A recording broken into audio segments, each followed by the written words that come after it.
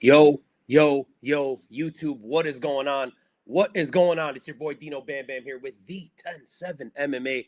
Happy to be back in your lives with another pre-show live.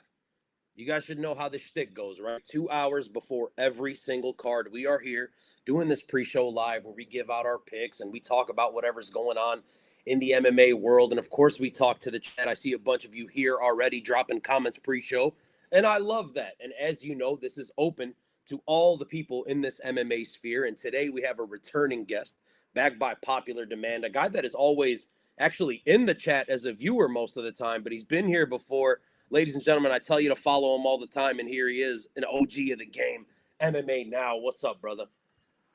What's up, man? It's a long one, the late one, early, whatever you want to say. Let's have a good time. Hey, man, you know the deal. And I think we've talked about this before.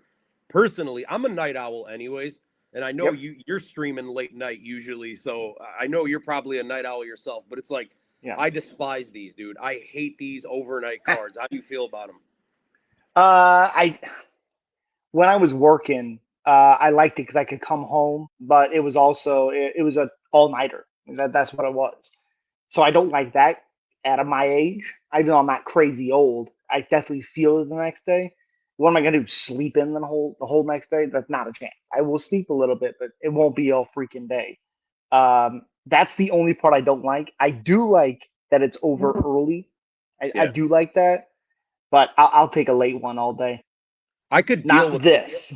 right. I could deal with like the Abu Dhabi cards, right? 9, 10, 11 in the morning. That's like perfect because then you get to watch the card, enjoy it, and then you have your Mhm. Saturday evening, Saturday night to do whatever you want. But either way, man, we're here, right? We're hustling this Yep. MMA YouTube game, God damn it, and we're staying up all night. I just want to get Yep. to the chat real quick. John Dong was the first one here with the wave. What up, John Dong? Shout out Carlos in the chat. Peru is in the house tonight. He's saying Kevin Borjas and Nielsen Rojas. We're going to talk about them in a Ooh. little bit. Bleeding Edge in the chat saying, "What up? Why? Are you asking why I hate these cards, Bleeding Edge? Just because it starts at 2 a.m. I got to stay up till 8 or 9. If that's what you're Uh, asking. If not, I don't know. The ENG, yo, let's lock in, guys. What's up, brother? Stephanie in I, the chat saying, hey, that's my wife. Hello. oh, shout out Stephanie. I was gonna say, I was like, look, we get a couple of women here at D107 MMA. You know, I was looking at my I was talking to Fight Feed, who's out of Arizona, another great channel you guys should check Mhm. out. And he was like, I'm gonna put the pre-show on tonight while I nap on my wife's account. And like it'll just be on, so it'll help your women demographic go up on YouTube. And I was looking at it the other day. We're at like 6 or 7%. So it's like, hey, Oh wow. I don't know. Yep. So we Yep. must be doing something right. But yeah, so we've got you obviously today, MMA Now, and you're the feature guest. I've been told we might have a couple other people. Obviously, DS may or may not be joining us depending on his schedule. NTRD from Instagram, who is like, we go way back on IG. He's in our creator pick challenge. He may be making his debut. I might be wrong as always on this thing. Shrikar from the War Room podcast, like everyone's hit us up. But regardless, we are here to talk about it. Before we get into the fights, I mean, the main event is obviously, the biggest fight on the card. Besides that, is there any fight you're looking forward to on this card? Let's go a prelim and a main card fight that you're looking forward to. Ooh, prelim and uh, prelim. I'm definitely looking forward to. Probably gonna say Jack Jenkins and Sean Woodson. I just Okay. think that fight has just so much violence potential. Um, Even though I think Jack's a little overrated, I thought Jamal Emmers beat him in that weird split he had. I thought Woodson's uh, finished over Ige. I thought it was a little early, especially because he looked pretty good early on, obviously. Yeah, that fight I'm really looking forward to. Main card, I tell you what, it will not be Levi Rodriguez. It's probably, Hassan and Rosas, just because Rojas is no slouch. Even if I don't think he wins per se, I still think he's going to be tough. And if he's not, then we got a huge, huge prospect to look out for. Hell yeah. Let's get it. And speaking of all those guests that we may have joining us, one has just popped in. Ladies and gentlemen, from the MMA War Room podcast, Shrikar. What's up, brother? Nice to have you on. What's up, y'all? Y'all can hear me? We can hear you Oh great. yeah. What's up? What's up? Soon not to be the MMA War Room podcast anymore because we're rebranding. But for now, yeah, you know where to find us. What's up, guys? Hope y'all are having a good midnight talk right now. This is weird. I just got off of work. I'm super exhausted. There's no reason for me to be staying up for this card, but hey, for the love of the game, man. For the love of the game. You know what's crazy is you guys, Streetcar, you guys, and we're breaking news, right? It's not going to be the MMA War Room anymore, but you guys are one of the other very few channels like MMA now who are on late night. And I love that shit because, like I said, I'm a night owl. I'm usually up at this time. I'm on YouTube or playing video games with YouTube going on in the background. So I respect that. Let the people know who you are, right? MMA Now's been here a couple of times. You've never really been on the channel. You've been in the chat, but let us know what's up with you guys. Yeah, guys, we always just want to make a space for people to just chat MMA. Like, I chat MMA with the homies all the time.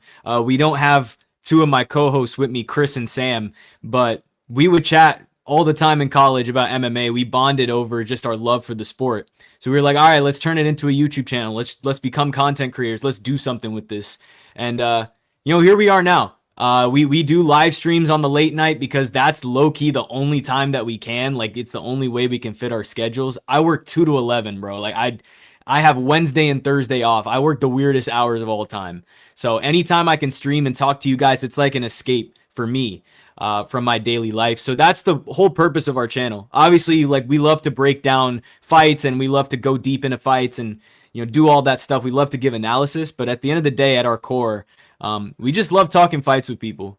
We were built off of that passion, just talking with each other, and we get to share that space with you guys. So if you're into, having a good chat about a fight or asking any questions or hopping in a stream and just chilling with us, as Bam Bam mentioned, like, if you're just playing video games and you want to rip a stream, like, hop in our stream. Like, we would love to talk to y'all. So yeah, that's the basis of our channel. And soon not to be MMA War Room anymore. We're changing the name, but the purpose will always be there for us.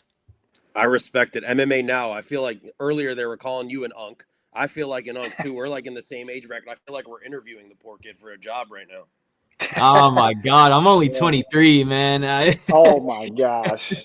I don't know what qualifies as an unk anymore. I'm technically an unk right now. My cousin has a kid, so I mean, shit, once you get the unk allegations, it doesn't go away. It's tough. It's tough. All right. So I asked MMA Now his favorite fight on this card before we get into the breakdowns. Give me your favorite. Let's skip the main event. Give me your favorite fight on the main card and the prelims before we get into it. I'm not gonna lie to y'all, it's very slim pickings for me because I've gone on record and said I'm not a big fan of this card, but how in the hell am I not gonna tune in for Kai Asakura, bro? Like, come on. Like, Kai Asakura and Arichi Lang is going to be a crazy fight for however long it lasts. Spoiler alert on my pick, it's not gonna last very long. But I'm very excited to see Kai Asakura back in action. I think 135 is his weight class. And he's an entertaining guy. Like, he's an entertaining fighter. Obviously a weird saga at flyweight, but always excited to see Kai Asakura in action, man. What about a prelim? Any prelims you're looking forward to? Jack Jenkins and Sean Woodson probably. Definitely ought to be the one. Just because I'm excited to see the physical differences in the cage. Like, I don't know if y'all saw the face-off. That motherfucker, Jack Jenkins, was wearing the hype booster shoes, and he still didn't even, like, come up to Sean Woodson's chest. So I'm excited to see how that plays out in real time. Hell yeah, that's going to be a banger. Again, Persian just joined the chat. Both guys in the main event kill Marab if they're healthy. And there it is. We're always good for one Persian fucking dropping one of these. That's crazy. Thanks, Persian. Appreciate you. All right, guys. That's crazy. So we are here to talk about UFC Beijing, which, again, starts at a weird time here in America. You European fans, enjoy it while you have it. You have Paris next week. It's all good. And then we're back to reality where you guys have to do this shit that we're doing. But nonetheless, we're here to do it because this is what we do. First fight of the night. Let's get into these breakdowns because that's why everybody's here. Everyone in the chat, like and subscribe. Check out MMA Now. Check out MMA War Room podcast. Drop your guys' links in the chat if you can. But, hey, let's get straight into the fights. I'm going to give the floor to MMA Now first. Then we'll go to you, Shrikar, and then I'll go last. First fight of the night or the morning or whatever you want to say. It is Meng Ding, and he has taken on the Canadian Cam Nelson. MMA Now, give me your thoughts on this fight.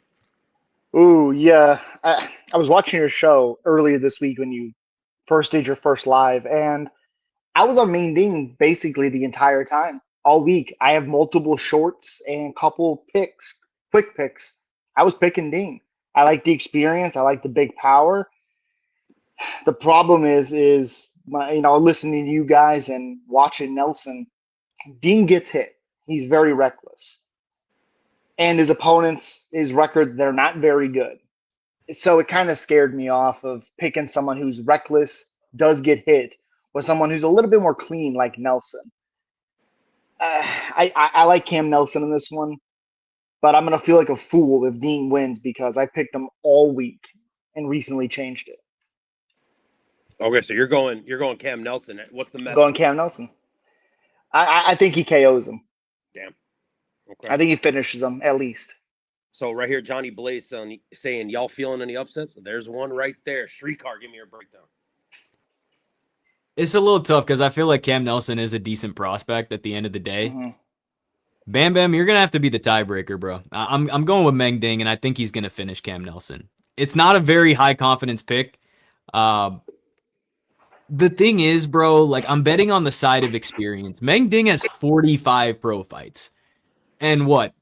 Cam Nelson's been doing it since 2020, but he has 8 pro fights. You know, like it's a little tough. I do agree though. Meng Ding is very chitty, and that can be bad. But his recovery is good enough to the point where if he does get dropped in this fight, he can rally. That's not the most confident thing to go off of, but obviously it's going to be on the feet. Both guys are going to want to stand and bang. I don't expect to see any grappling here.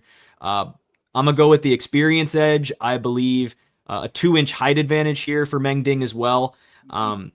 28 knockout wins on his resume. I think if he's going to win this fight, it's going to be by KO. It's going to be violent. It's going to be a good scrap. But I'm going to go with the Chinese fighter in fight number 1. I'm going to go Meng Ding, and I'm going to side with the experience here. Yeah, I will say he has also been finished 6 out of 10 times of his losses.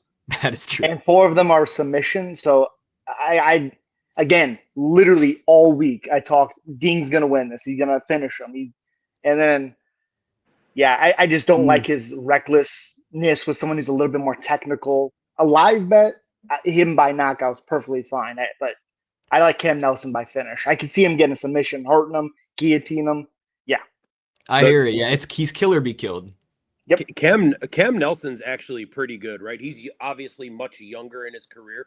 One thing that I like that you guys were talking about was the experience of Meng Ding. In China specifically, we see this all the time. It's ridiculous, man. These guys are out there at like 25 years old with like 30 fucking professional fights. Number one, what are we doing? Number two, it's like that's not good damage to be taken that early in your career. And where else do you see a guy joining the UFC except from China with 10 fucking losses as a professional pre-UFC? That I don't like. Cam Nelson, I'm going to take Canada over China damn near all of the time when it comes to MMA. Meng is sloppy. He's going to throw huge. He's obviously live for a knockout. He's a big boy that throws massive, and he looks to end the fight, but he's not going to be as clean as Cam Nelson, who's training at Niagara Top Team with high-level UFC guys. So I'm going to just trust that. The high-level training, the higher caliber, probably higher caliber opponents, to be honest with you, and take the Canadian at a gym with a ton of UFC guys. Jit MMA in the chat saying he's going to be menging his ding in about 2 hours, all right? I am too, bro. I am too. Pause. All the goats. I was literally just thinking, is this ninja live right now? The card's in 2 hours. That's right. Hey, that's the whole shtick. That's what this show's about. Live in 2 hours, we're going. Persian just talking some fucking nonsense. Ding Meng sounds like a slur. Can't be picking him. W Cejudo collab. Okay, Shrikar, you apparently look like Cejudo according to these guys. Oh, snap. Ding Dong is cooked. Van's going to be in a coma soon. What is you? I have no idea what's going on in this chat. No idea. But yeah, I'm gonna let these guys just do their goddamn thing, and we're gonna move on to the next fight of the night, guys. And it is the ladies. Okay, we move on to the ladies. It is Jingnan Zhang, who last time made her debut against Angela Hill, lost as a big favorite. Everyone was like terrified of this girl, former ONE FC champion, and then now all of a sudden she is a sizable underdog to Julia Pilastri, which to me seems a little bit wild. If you're looking for value, I think there might be value here. MMA Now, give me your breakdown. Yeah, I'm one of the people who picked her over Angela Hill. And then I was quickly realized, she's an older debuting fighter with quite a bit of experience. That doesn't go very well at a smaller weight class. With a girl like Angela Hill, if you're a statue and you don't really move, she's going to be able to snipe you from distance and at range and all those things, pressure and all that. And I kind of see the same thing happen in this one. She doesn't move very well. She's a decent grappler, but I just think Julie is going to beat her up. It kind of reminds me of kind of what Julie Judas did in her Yeah, last Carly one. Judice. Yeah. Judice, yeah, and I like Julie a lot in this matchup. Okay, so we got one for Julie. Streetcar, what are you doing? First off, I need to address the Henry Cejudo thing. That is crazy because I that's fully crazy. expected if y'all were gonna comp me to anyone, I expected Anshul Jubilee, bro. I'm Indian.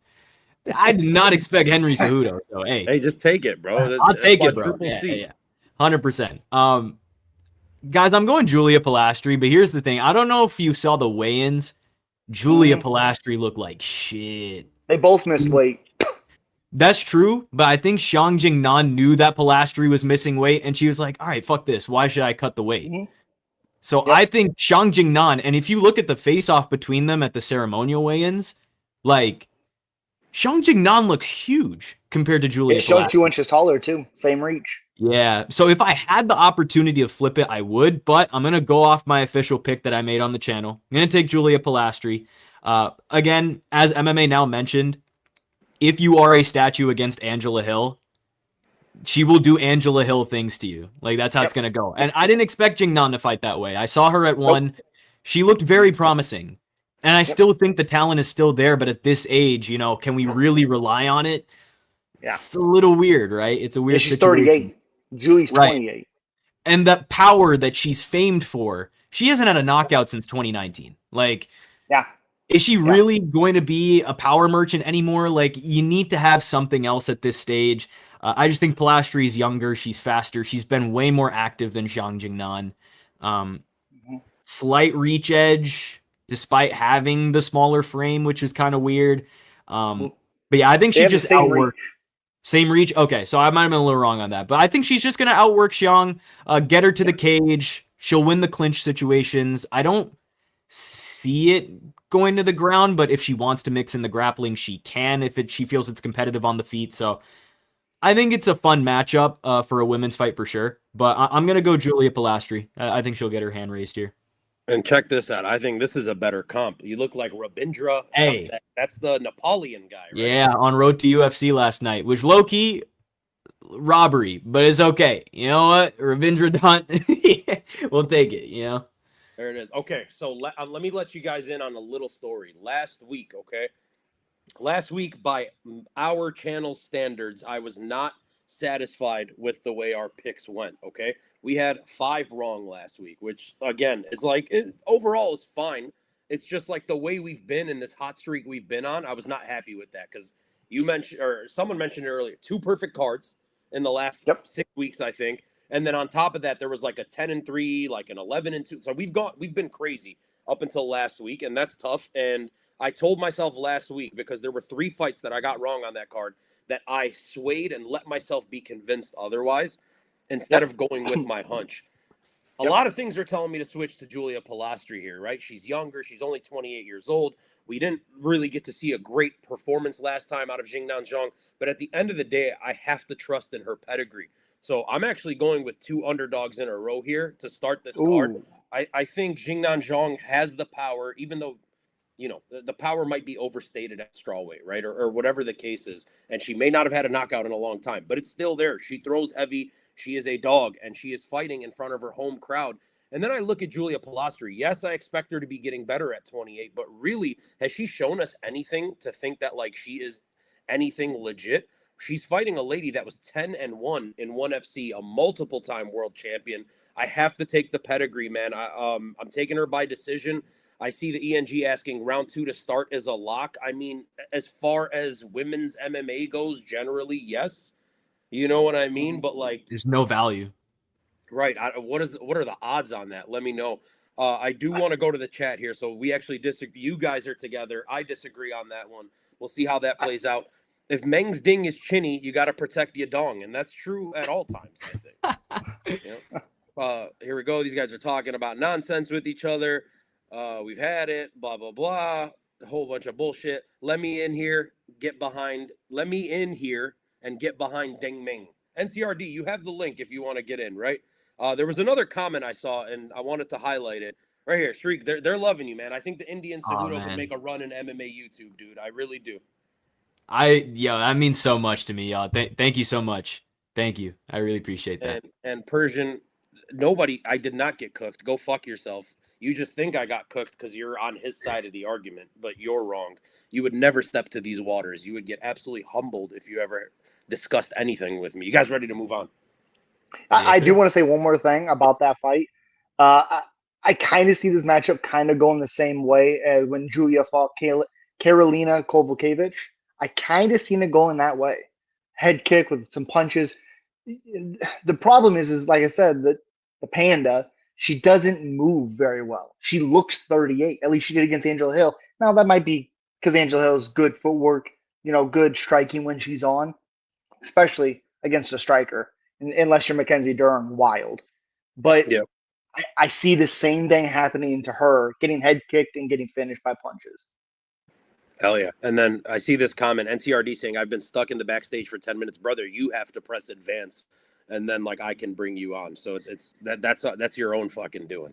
Okay? Never hold hands, and RZ would never debate me. If you ever get humbled in an online debate about sports you don't compete in, you were definitely too big for your boots. Hey, and look, man, I make people feel too big for their boots all the gosh darn time. Let's see if NTRD ends up joining us. We lost MMA now. This shit's going off the fucking rails. Streetcar, are you ready for this next one? Yeah, let's go, man. Let's go. All right. So the next fight Hold on a second. I'm getting some audio issues. All right, I'm going to take you off MMA from now. the void, we have MMA now. Right. I removed them from the thing. Once I see them, I'll bring them back on. Lawrence Louis, and he is taking on Hector Santiago. Do you have any thoughts on this fight? Yeah, man. The big tape study here was just watching Lawrence Louis and Sulong Rongbo. Awesome name, by the way. I picked Sulong Rongbo in that fight partially because of the name. But you look at Hector Santiago, he is a former pro kickboxer, right? Former pro champ in kickboxing. He's got the pedigree. He has a really good left hook. He's got some stuff, man. He's really got some stuff. So I don't think this is going to be a cakewalk for Lawrence Louis in the slightest. I am going to pick him, though. I think Louis will get it done. Obviously, just going through road to UFC, he went through the ringer. He got a big spot on 325 in those prelims against Sulong Rongbo. He made the most of it. He got the split decision. I mean, he's a very relentless fighter. That's the big thing. I think he's really good in the clinch. His recovery is good. There are many times in that Sulong Rongbo fight where he was kind of, wobbled a little bit, and then he kind of picked it back up as the fight went on. And doing that to a guy as dangerous and rangy as Sulong Rongbo it's pretty good, right? It's pretty good.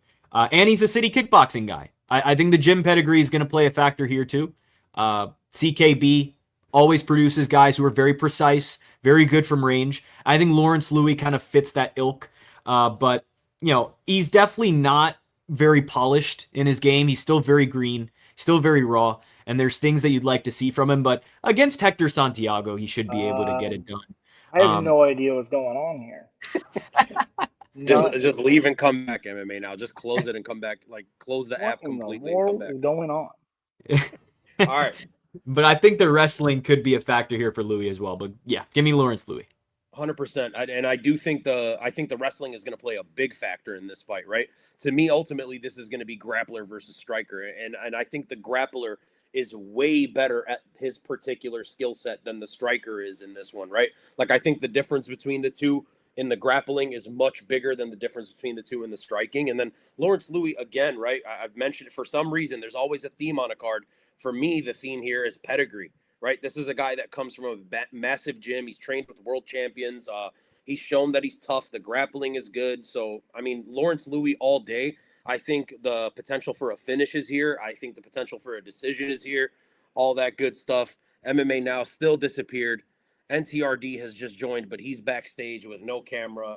Shrikar, I don't know what's going on, bro. This shit. Hey, real quick, I've been seeing in the chat. I know Persian Tings and Never Hold Hands are going at it. All I saw was Joshua Van. And as a member of Van FC myself, I don't care what the debate is. Whoever is the Van fan, I'm siding with you, my brother. Just know that. And look at John Dong, just being nice, throwing a wave in. Yeah. See, John is the homie. John knows what's up. You guys are absolutely going fucking wild. Let me bring MMA Now in. He's back in here. MMA Now, give me your thoughts on this fight. Sorry about that. For some You're good. reason, the stream kicked. Sorry, I don't know what happened. Sounded like Alvin and the Chipmunks. NTRD, put your camera on, goddammit. All right, give us your breakdown on this. Lawrence Louis versus Hector Santiago. You want me to? Yeah, it's your turn. We both went while you were Okay. fixing your Oh, technical. my bad. It You're good. sounded like Alvin and the Chipmunks. So yeah, I like Santiago. Really confuses me because I don't like necessarily all the opponents that he's fought. Um, Good striker, 5 knockouts in his 6 wins. He has been submitted before, but I mean, like 13-7-1 is decent experience, but 7-5, 7-3 is, I guess, okay. But it's just not all that good. He was finished in karate combat. I like Lawrence in this one. I like the striking. I like his movement. He is open to be countered, and Santiago does have some power. But I like Lawrence in this one. 8-1, younger. I think the other guy's like 33 or something. But yeah, I like Lawrence a lot in this matchup. Yeah, 3-year age difference. Lawrence Louis is going to be the taller fighter, longer reach, better camp, all that kind of shit. So, And Lawrence has fought 3 times in the road to the UFC, a finish and 2 decisions. I like his cardio. He has good movement. Again, he is hittable. He is counterable, but I like him in this matchup. absolutely. And now we get to move on to the fight that everybody's been excited for, at least on the prelims. It is Jack Farr Jenkins, and he has taken on Sean Woodson, coming off of a long ass layoff for Sean Woodson. If you guys watched Yep. the ceremonial weigh-ins, you saw a massive size difference, which we knew was going to be the case, but it looked even more fucking pronounced than everyone thought. MMA Now, go ahead and give us your thoughts on this fight. This is another one like the Dean fight that I was picking Jack Jenkins when this fight was first announced. I talked about it when it was announced. All week I talked to Jack Jenkins. I like his leg kicks. That's the one that's kind of like his secret weapon. Is those leg kicks. But after watching Sean Woodson's interviews and seeing where his mind was, it just kind of seemed like he's a little bit more locked in for violence. And Jack sometimes, like, it took him a minute to get Herbert Burns out of there, who I think is bad. So yeah, At this I point, like Sean Woodson. Yeah, I like Sean Woodson a lot in this matchup. I think he gets the job done. I don't know how his legs are going to take those late kicks. That worries me, but I like Woodson. there we go, Shrikar. David versus Goliath matchup. I'm picking David. Going with the underdog. Going Jack Jenkins. And I'm going to take him by late finisher decision. Yes, obviously we know the massive reach and height edge for Sean Woodson. That goes without question, right? We've seen the face-offs and whatnot. I think in a matchup against Jack Jenkins, though, that's such a nightmare build to have. Like, I really don't feel like it's the right matchup for Sean Woodson because Jenkins literally eats these rangy strikers for breakfast, lunch, and dinner. You know, he's got the heavy leg kicks, really good body shots. You know, he's good cardio. If he wants a takedown, he has good entries. Not saying that I think the takedown will be perfectly in play in a Sean Woodson matchup. We'll see how the fight goes, but it's there if he wants it, right? It's a weapon for him. Woodson does not check his leg kicks. He doesn't. He is very square in his stance. He gets hit with the jab a lot. He gets hit with the straight right a lot. This is all stuff that Jack Jenkins brings to the table. So I think Jenkins is going to do exactly that. He is going to chop the legs. He is going to go to the body if he can. You know, by round 3, I think he's going to wear down Sean Woodson. I genuinely think this is a fight that Jack Jenkins is going to build into. And by the time we get to the 3rd round, one guy is going to be completely faded. The other guy is going to be built into the fight. I have to take the underdog here. I'm going Jack Jenkins. I really feel like he's going to get this done. And if he does get it to a point where Woodson's cardio is dropped, I'm expecting the finish. I'm expecting the finish from the side of Jack Jenkins. So I've already bet it. It's like plus 120, plus 130. I really like Jack Jenkins as a dog in this one. There it is. So we got 1-1. MMA Now has just joined back. I'm bringing him back on, adjusting him here. And then we got our 4th guest, ladies and gentlemen, making his freaking debut on the goddamn channel, famous on Instagram. My boy, NTRD. What's up, brother? Appreciate it. How you doing? Good. Can you hear us? Yeah, I can hear you guys. Got you. There we Great. go. Why don't you give us a little introduction to yourself? Who are you? What do you do? Where can people follow you? And then give us your goddamn prediction for Jack Jenkins, Sean Woodson. All right. I'm NTRD MMA. You can find me on Instagram. I've been around since around 2021, the Los Angeles and Fiziev card. Um, I drop pics, I do concept cards, I do edits, posters, um, break some news every once in a while, some Billy Goff news here and there, some Charles Johnson news here and there. But other than that, yeah, just pics more than anything. There we go. So, hey, we're talking picks. Shit, Jack Jenkins, Sean Woodson, brother. Give us your thoughts on this fight. I thought what's his name over here? The War Room. War Room. I thought he had a perfect breakdown over here.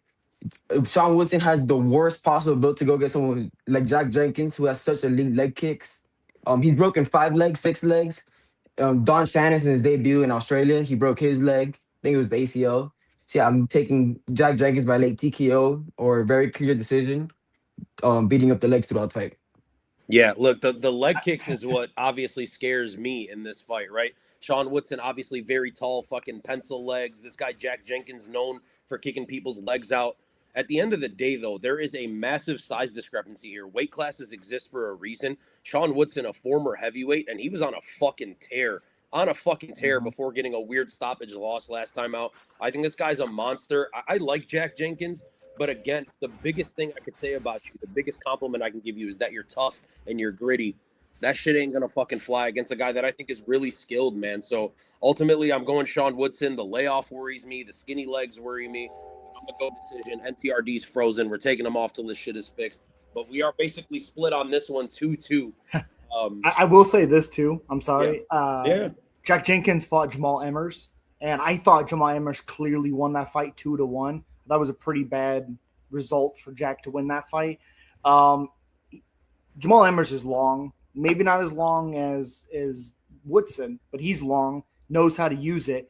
The only thing that does worry me is Woodson sits on his punches a little bit, but he also has a very, very loose style, if that makes sense. At times, he'll sit down, but at times, he's loose. Another thing is rust, right?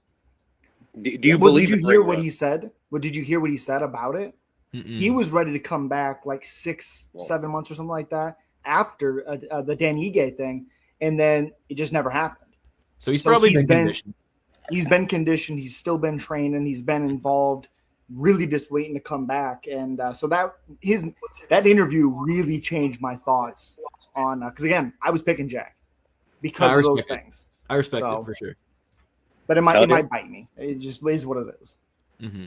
All right, so we're split on this one, 2-2. I think this is, we said it at the beginning. This is one of the most interesting fights on the prelims for sure. Never Hold Hands says Jamal Emmers is long, huh? How long is he? He's pretty goddamn long. He's long. Yeah, from what I've heard. But you guys ready to move on to the next fight? Yeah, I was about to say he's long enough to KO Le'Veon Douglas. And speaking of long, I also that reminds me. Thank you. I know 10-7 was talking about it. I called when that happened. I was like, "Ooh, that's an orbital." Just how he went down. That's an orbital shot. Yeah, it was. He broke his orbital in a couple places. So, yeah, there it is. I knew he was a fraud. But we were talking about long. It's hard to say he's a fraud when you break your orbital. Yeah, 100%. That's hard. I know, but it's like I'm upset because I got the pick wrong. You know what I mean? Yeah, I'm upset too because in my video I talked about if he goes in there and he's reckless, the first 2 rounds are gonna be tough. What's he do? He's reckless. Like, what are you doing? You don't fight like that. And then he gets caught. There it is. So Sean Woodson is long. Other people are long, but look, my Zhao is really goddamn long. And he is taking on Francesco Nuzzi. MMA Now, give me your thoughts. We're going to go to Streetcar from the War Room. We're going to go to NTRD, and then we'll go to me. Oh, okay. Well, I thought Long Zhao was kind of robbed in the Cody Garbrandt fight. I don't care about the groin shot because Cody Garbrandt basically speared Long Zhao with his head. Nothing was done about it. I'm sorry, but you can't lead with your head, and Cody Garbrandt kept doing that. I thought Long Zhao had more moments besides the 1 point or whatever it was. It was weird. I didn't think Cody did anything to win that fight besides come back from the nut shot. Yeah, this one's weird. I like Long Zhao. He is very hittable. The thing I like about him is unless you can get rid of him, I like his pressure. I like his power. And I don't trust How do you say his name? Nunzi? Newsy. Yeah. Newsy. I don't trust his competition outside the UFC. I've seen quite a bit of fights from Long Zhao. So, again, this could bite me, but I like Long Zhao in this matchup. Clint Eastwood asking, how did you get that name? It's like a 10-7 round, right? Like you got your ass beat, basically. Shrikar, go for it. No love for Francesco Nuzzi. I'm gonna go Xiaolong. I do think it's a little bit closer than the odds have it out to be. Oh, yeah. I can't in full faith bet Xiaolong. You know what I mean? Like he damn near lost to Cody Garbrandt, you know, right? Like so I mean Nuzzi's got some really good kicks. He's good on the feet. Definitely can move around well. The problem is the dude has no grappling. Absolutely no grappling. He's been finished by sub twice in his career, including a first round sub. Xiaolong, you know, he has 9 submission wins. If you want to bet Xiaolong by sub for the pure value of it, I don't hate that. I think my official pick was Xiaolong by decision, though, so I'm going to stick with that. Xiaolong is just bigger. I think he's the more physical fighter in this case. Oh, yeah. He's fighting at home. Obviously, he has the UFC experience and road to UFC experience on his side, right? So if this fight ends up hitting the mat, it's Xiaolong's world. He's going to get it done. So I think he will mix in the wrestling, whether it's just kind of a smother fest and a decision off of that, or he actually does end up finding the sub. You know, maybe even ground and pound could be live in this fight too. But hey, Chris, fuck you. I'm going Xiaolong. And TRD. Yeah. I completely agree. I think Xiaolong by decision is the pick.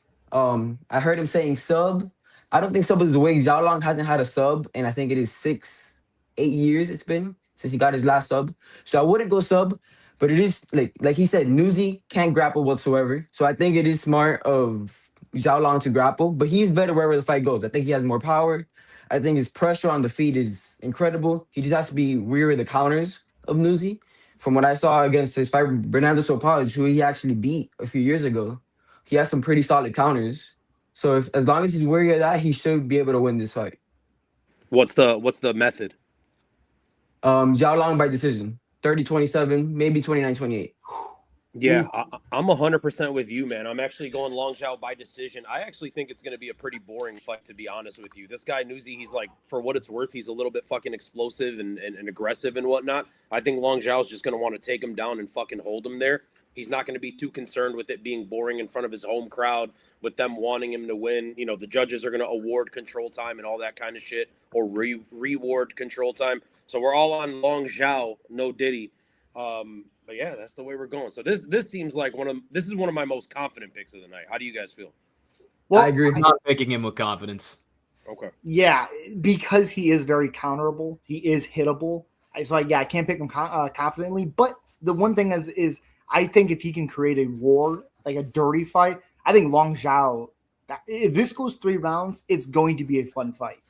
I just don't think with the striking, with the counter ability of Newsy, that I think it's going to kind of bring that brawling style out, good or bad, brawling style out. And if anybody can make this fight a brawl, it's Long Zhao. And if it becomes a brawl, I think it's a problem for Newsy. Yeah, that's fine. I agree there as well. It's going to be a brawl. I think it's going to be boring. Go ahead.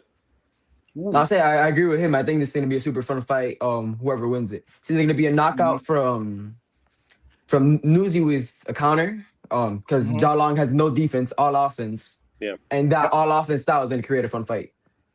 I do agree with Bam Bam in that if Xiaolong gets this to the ground, and NTRD said it that he hasn't got a sub win in a long time, if he just chooses to smother, yeah, this fight is going to be boring as shit. So I definitely see both sides of it. Hell yeah. I'm down. All right, so we're all in agreement on that one. That's good. That makes me feel more confident, goddammit. We move on to the next fight of the night. And this one is weird, right? Because there are massive odds. Like, Ray Saruya is a massive favorite in this fight against Kevin Borjas, who's showing up in his second fight in a row as a massive dog. Last time, if you thought the dogs were barking, your money came back fucking tenfold with Kevin Borjas. Does it happen again, MMA now?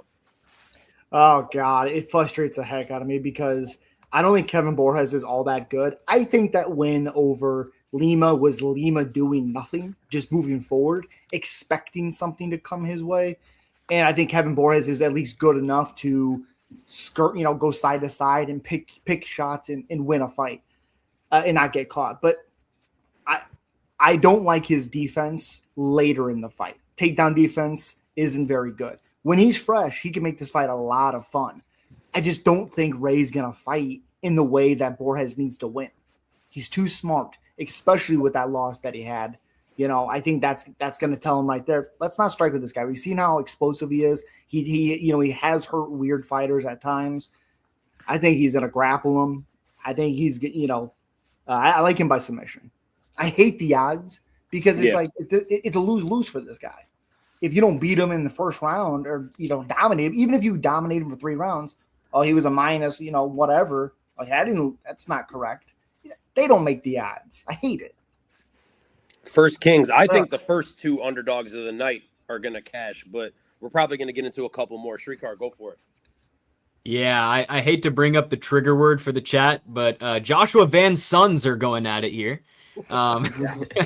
Ray Saruya and Kevin Borjas, man. This is a weird fight because I feel like it's going to play out in a specific way where Ray Saruya gets hurt early in the fight. He's going to choose to strike with Borjas as every fight starts on the feet. He's not immediately going to go to the ground. Everyone's going to be frantic and panicking like, oh my God, Borjas, he got it done as an underdog again. And then in the second round, Saruya gets to his back and chokes him out. I'm going Saruya by sub. I think he's going to get it done. I've already bet Saruya by sub. I've thrown it in a parlay. It's like plus 120. Think it's good odds. Saruya by finish is also a good bet. If you really want the Saruya KO, it's like plus 475 if you think he's going to get it done with ground and pound. I think that is a viable option at the odds they're giving you. But look, Saruya's grappling is the scariest part of his game. He has incredible takedowns. I mean, the back takes are unbelievable. And when it gets to the mat, the killer instinct just locks in for this guy. He has really good finishing instincts on the mat. So again, I think Borjas is going to have a great round 1, and then it's going to all go to shit in the second round. There we go. NTRD. I think it all comes down to which version of Kevin Borjas we see tonight. Right? Because Kevin Borjas could be extremely low volume at times. That we saw against Sumudarji in China, I think it was last year, right? The Johnny Walker Zhang Mingyang card. Yep. So he was extremely low volume in that fight. But then the very next fight against Emmanuel Rodriguez, he was brawling, actually taking chances and doing damage himself. Even though he lost that fight, he showed a lot of flashes in that fight. Against Andre Lima, he wasn't as low volume. So it depends which version of him we get. I don't like Ray's entries that much either. So if he could defend some of those takedowns, I could really see him getting an upset. And in my gut, it's telling me to pick Kevin Borjas, but I'm gonna go with my brain and take Ray by sub as well. It's just too big of an underdog pick for me to feel comfortable with picking. 100%, right? Last year, I think it was what's the Albanian guy? He just lost a couple weeks ago. He had his ear dangling like a few. Ramiz Brahimaj. Right, Ramiz Brahimaj last year cashed as a big underdog twice. And that was like the first time. I don't really care too much about gambling and what happens in that realm, but you never see a guy cash twice as a dog in a year, as like a sizable dog. And I think that's for a reason, right? Ray Saruya, I know you're saying you don't like his entries, but when he does fucking get in and he does get a hold of you, he's blasting through with those doubles, and he's tricky as fuck on the ground. He's explosive. He's only 24. The guy's only 24 years old. I feel like some people have kind of started to like diminish who they think he is because of maybe a lackluster performance or two. But at the end of the day, the kid's going to be getting progressively better every time we see him, incrementally better every time we see him. I think he's a fucking dog. So I'm going Ray Saruya. I think Kevin Borjas is dangerous, and if Ray Saruya plays the brawl game, he could definitely fuck up and lose this fight.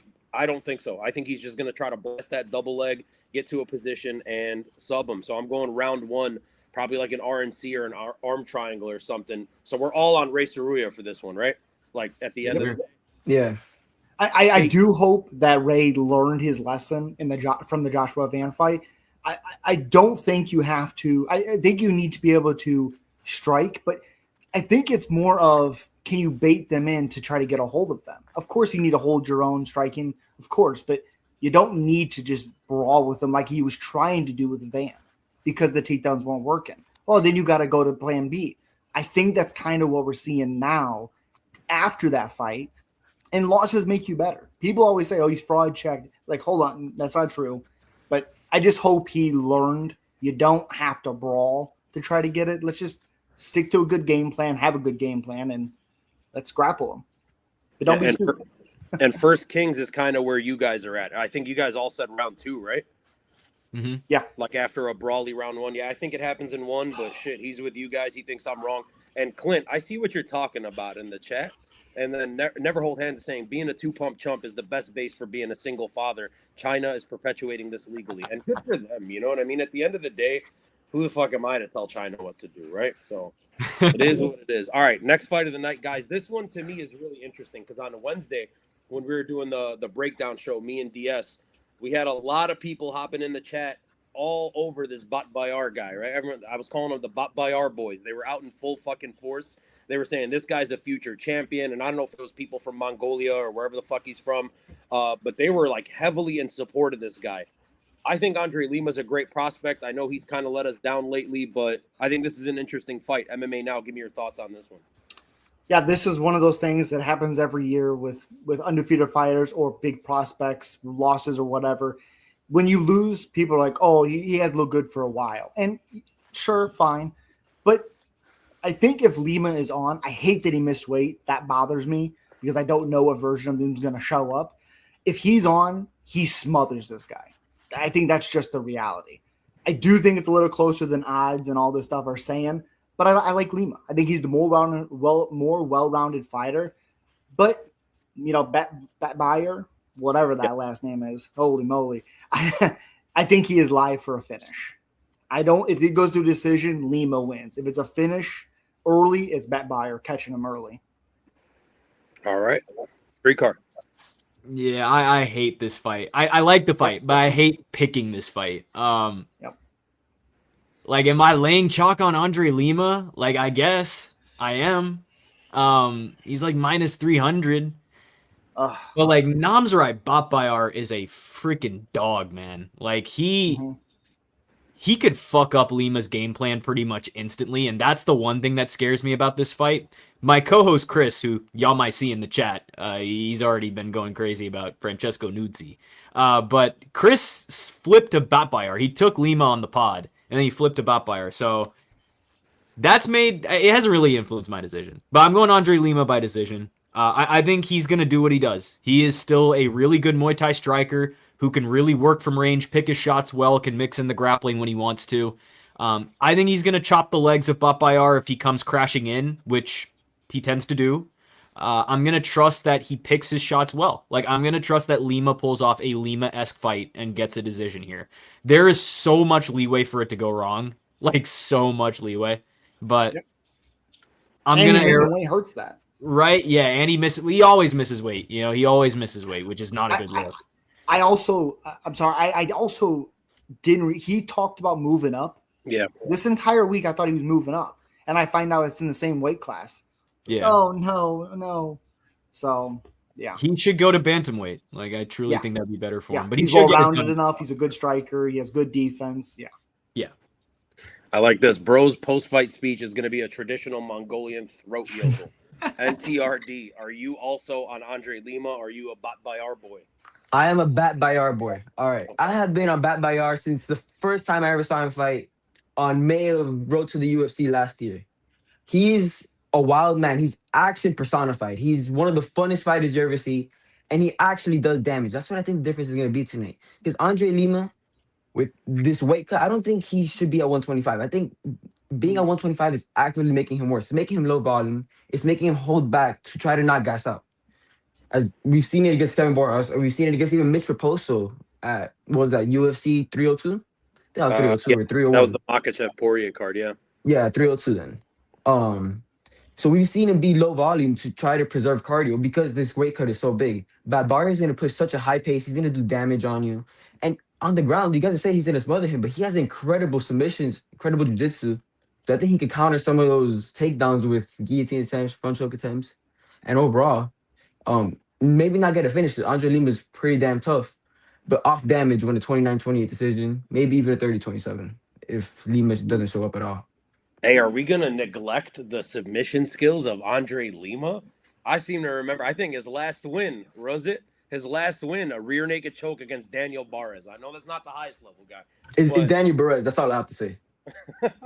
basically that's what it is. Look, man, I'm not giving up on fucking Andre Lima yet, man. I was excited when this guy came into the UFC, and yes, that last performance was fucking terrible. And Bayard looks scary as fuck. He's aggressive. He's explosive. He throws with bad intentions. He causes damage, which is what NTRD was saying. And sometimes, you know, and maybe especially because it's in his region of the world, if this does go to decision, maybe they'll weigh damage appropriately, right? It's supposed to be damage-based scoring, and sometimes they tend to score volume over damage. At the end of the day, though, I just think Andre Lima's way more technical on the feet, right? The kickboxing pedigree is to another fucking level. I think he's very composed for somebody his age, his level of experience. I truly believe this is going to be a guy that we see in the rankings at some point, you know, or another, right? So still a legitimate prospect for me, more technical striker over the course of the 3 rounds. I think if Bayard gets this to the ground, we might be looking at a fucking upset.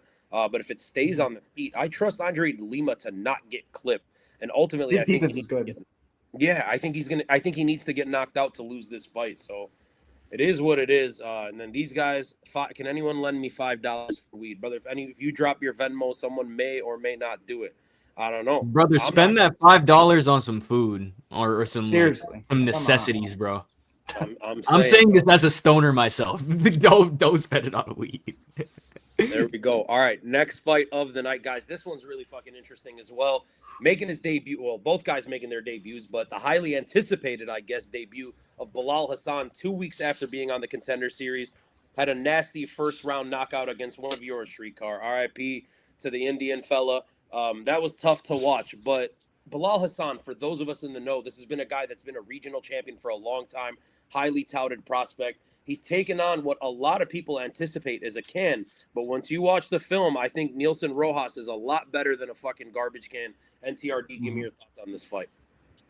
Look, you guys are pretty high on Rojas. I think he's an extremely fun fighter. I don't think he's nearly at the same level as Bilal Hassan, right? I have written down here that he's very fun. He has a 75% KO rate. But he's just not defensively responsible enough. He's too reckless. So with Hassan's power, his kicks, the way he switches stances, his movement, his speed, I think there's no way that Rojas keeps up with him for 3 rounds and Hassan finds a finish, either late round 1 or early round 2. There we go. MMA now. Yeah, you know, I was very curious because sometimes Contender Series fighters will get hyped up to a stupid amount, and it doesn't really play out very well. I like Hassan on this one. What's up, Hillbilly? I like Hassan on this one. The biggest thing I think the difference is his speed. I think that's the thing that's going to show the difference in these fighters. Rojas, good boxer, but he's not defensively great. If he goes first, typically pretty good, but it's in between everything else. You know, Hassan's footwork, I think, is better. His speed's better. I think the angles he can create are better. And I like Hassan by finish. Probably rounds 1 or 2. If it goes deep, 2.5 to 3, it's going to be a weird fight. But I think 1.5, I think it's going to be pretty it's going to be Hassan by knockout. There we go. Shrikar, the artist formerly known as MMA War Room Podcast. First off, in an alternate reality, we don't even get that Bellamir upset. We instead get Miradul Saikia knocking out Bilal Hassan in round 1. That would be a much preferred timeline for me. That would be awesome. So I wish we got to see that. India needs somebody, dude. I don't know where the fuck it's going to come from, but they need... I'm telling you, dog, we're not getting anyone. We are not getting anyone. Even the road to UFC guys are just not cut out for it. We just don't care. Like, India just doesn't care enough. And once they do, they'll get someone. But as for now, it's tough. It's tough. But Bilal Hassan, man, the Indo Ninja, I've been on him for a long time now, for probably about since he was on the regional scene. I wanted him back on one of the Seattle cards because he was showing some stuff, man. He was really showing some stuff. And honestly, I think this should have been his Contender Series fight. I don't even think they should have wasted the time with Saikia. They should have just given him Nilson Rojas as his Contender Series fight. result would have still been the same. I'm taking Bilal Hassan by KO in the first round. I think, as it's been mentioned before, that the speed is one thing, but Nilson Rojas, he's good, but he wants to make it a brawl. You cannot make it a brawl with Bilal Hassan. You can't do that. You're going to lose. Yep. The reflexes are too good. The way that Hassan is able to manage his distance is too good. It's way too good. A great kicking game. You know, the guy has jits too. He doesn't have to show his grappling because he can just knock everyone out in the first round until he gets to the top 15, and then maybe he can show the grappling. This guy is the real deal, bro. Like, he is the real deal. He's still my number one from this class. I believe I have Hassan 1, Sean Clancy 2, and Anthony Wint at 3 as so far. But Bilal Hassan is the guy. He is legit, and I think he's going to show it here. I think he gets the KO in the first round. Yeah, look, I watched tape on Nilson Rojas. I was actually impressed, right? Because, like I said at the beginning of this whole thing, I assumed the UFC was going to be giving Bilal Hassan a can. That's not the case. I think this guy's a little bit better than a can. I think this guy will go on in the UFC and actually have like a decent little career for himself. But at the end of the day, it's got to be Bilal Hassan, right? They're not flying this guy all the way out to fucking China to lose a fight on 2 weeks' notice. The UFC knows what they're doing. They think this is a massive star from a massive country that they never had representation from. So Bilal Hassan is going to be someone they take care of. I wouldn't be shocked if this is like more of a competitive fight than people think it is, but ultimately Bilal Hassan by knockout. I'm going to actually go late. I'm going to say round 3, just due to the fact that we don't really know. We don't really know. I might look stupid for that, but we'll see. We'll see what the fuck the deal is. So we're all in agreement on Bilal Hassan. If you're up in the betting sphere by this point in the morning, I'm just saying maybe a sprinkle just to see what's up. You know what I mean? We've been seeing a lot of minus 1,000, minus 1,000s losing and shit like that. So it is what it is. Next fight of the night, guys. This one to me is the one that I am the most fucking confused on. And I think it's for a reason. This guy, Lucy, whatever the fuck you want to call him, a former kickboxer. And you can find his kickboxing fights. He fought in K1, and you can find all of his shit everywhere. When it comes to MMA, it's fucking impossible. Impossible to find this guy's fucking tape, or at least for me it was. MMA Now, bestow your fucking knowledge of it. Yeah, this one's weird. I think if it stands on the feet, it's simple. Lucy. I like how you said that, Lucy. Mhm. I think he's a better striker. I actually like Levi Rodriguez by submission. I was picking Lucy for a while, and then I seen that Lucy has not very good takedown defense or submission defense. I like Levi Rodriguez. I don't think Rodriguez is all that good, but I just think he's a little bit better on the ground. I like him by submission, which is like pretty crazy odds, but yeah. Chat's absolutely unhinged. The guy on the top right, they're referring to you, MMA Now, looks like my dad, Kyle Sutherland, who went to get milking cigarettes 13 years ago. Is that you, Kyle? I would be MMA very Now, young. what has Levi shown you for you to think that he's going to get a sub? Because after his fight with Felipe Franco and everything he's shown you before, he can't grapple for shit. Yeah, it's not necessarily his grappling advantage. It's morely the terrible defense of Lucy's grappling defense. He is so bad on the ground. He didn't even know how to defend an arm triangle choke. So I like Rodriguez. Not very confident, but I like him. And I don't think he's going to stand with Lucy. I think he's going to be diving for those legs for everything. I like the fact that he's coming right back in after that. I think the other guy was just better than Rodriguez coming off the suspension. And I just like him a little bit more in this matchup. That's something to be mentioned too. Levi going to be off the juice on this one, obviously, right? NTRD, since you got something to say, brother, go ahead. Let us know what you're thinking. I got you. Like you guys said, my first thing was going to be that Levi just got caught taking those steroids, the PEDs. And ever since that, he's looked like a shell of his former self. Coming into the Contender Series, he looked like an absolute demon.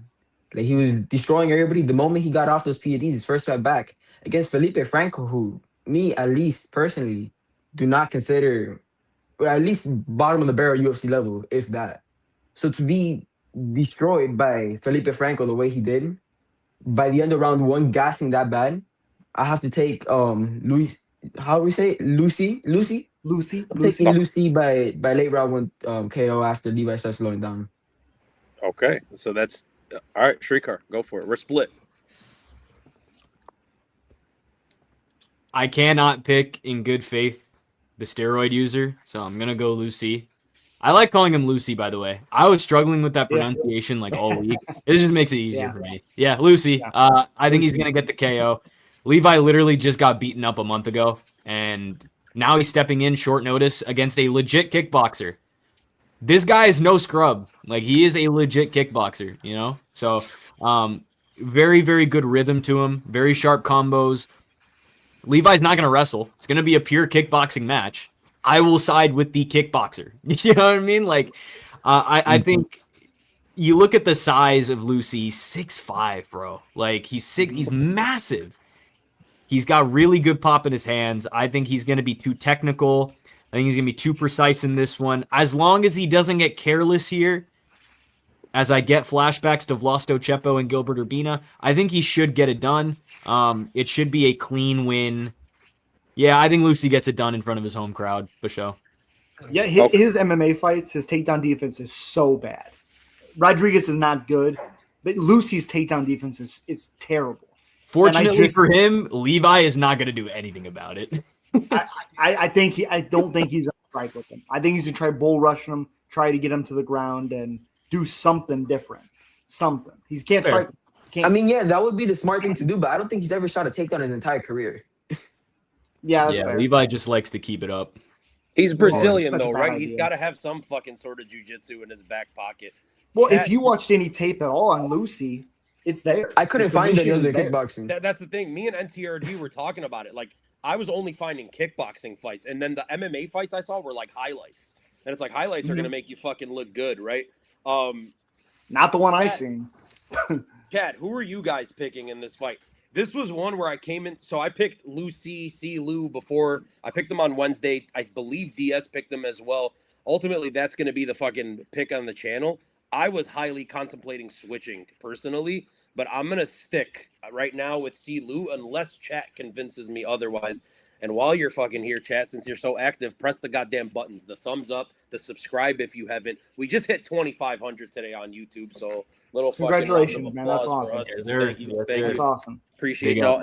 And don't fucking look up Lemon Party. I'm an unk. I know what that. Don't do it. Don't fucking do it. All right. I have no idea, and I'm not finding out. Yeah, don't trust me. You don't want to do it. Alex Perez, Sumudarji, a rematch of a fight that we saw earlier this year. And it was a weird fight because Alex Perez came out, and sometimes Alex Perez looks amazing, and sometimes Alex Perez looks shit, and he looked fucking awesome at the beginning of that fight. Then all of a sudden, Sumudarji started coming into the fight. He started looking great.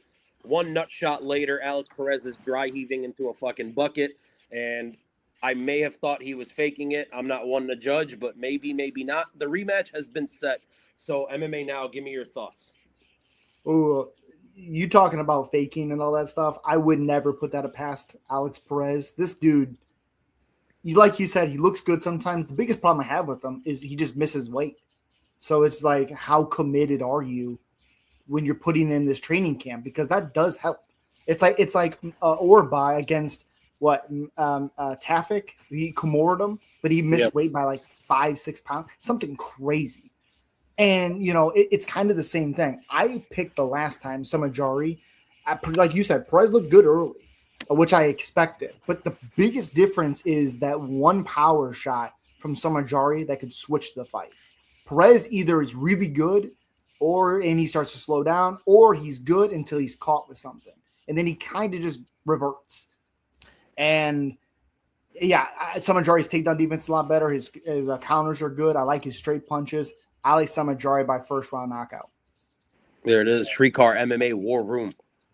Yeah, we've already seen this fight before, y'all. The first fight I picked, Sumudarji. There's really no reason for me to switch from it. I don't think he's going to get it done by first round knockout, but I will say the KO is definitely a possibility here. Like, a lot more of a possibility than people want to give it credit for. A lot of people just think it's going to be a decision, and that probably will be my official pick, but the KO is very live. It really is. 6.5-inch reach advantage is all you really need to know. I don't think Perez really solved that problem in the first fight at all. He kind of got his moments in like the first round, but as the fight was going on, and this is why I'm pissed. I got Sumudarji at dog odds, and Perez completely screwed it. And I'm not going to say whether he was faking or not, but signs are there, right? The signs are there that it may not have been as, it was pretty exaggerated, right? So I think the same thing will happen in this fight. Sumudarji will work from the outside. He will pick apart Perez. Perez is going to be low output. He's going to be very hesitant to really get on his bike because how do you solve this range problem? Like, that's the big thing. What has changed from fight 1 to fight 2 where it's like, oh my God, now Perez is going to get it done? Nothing has changed. You know, nothing has changed at all. So based off the physical advantages that Sumudarji already had, he's going to get it done again. He's going to get it done. And I agree with MMA now that he's very live to finish it.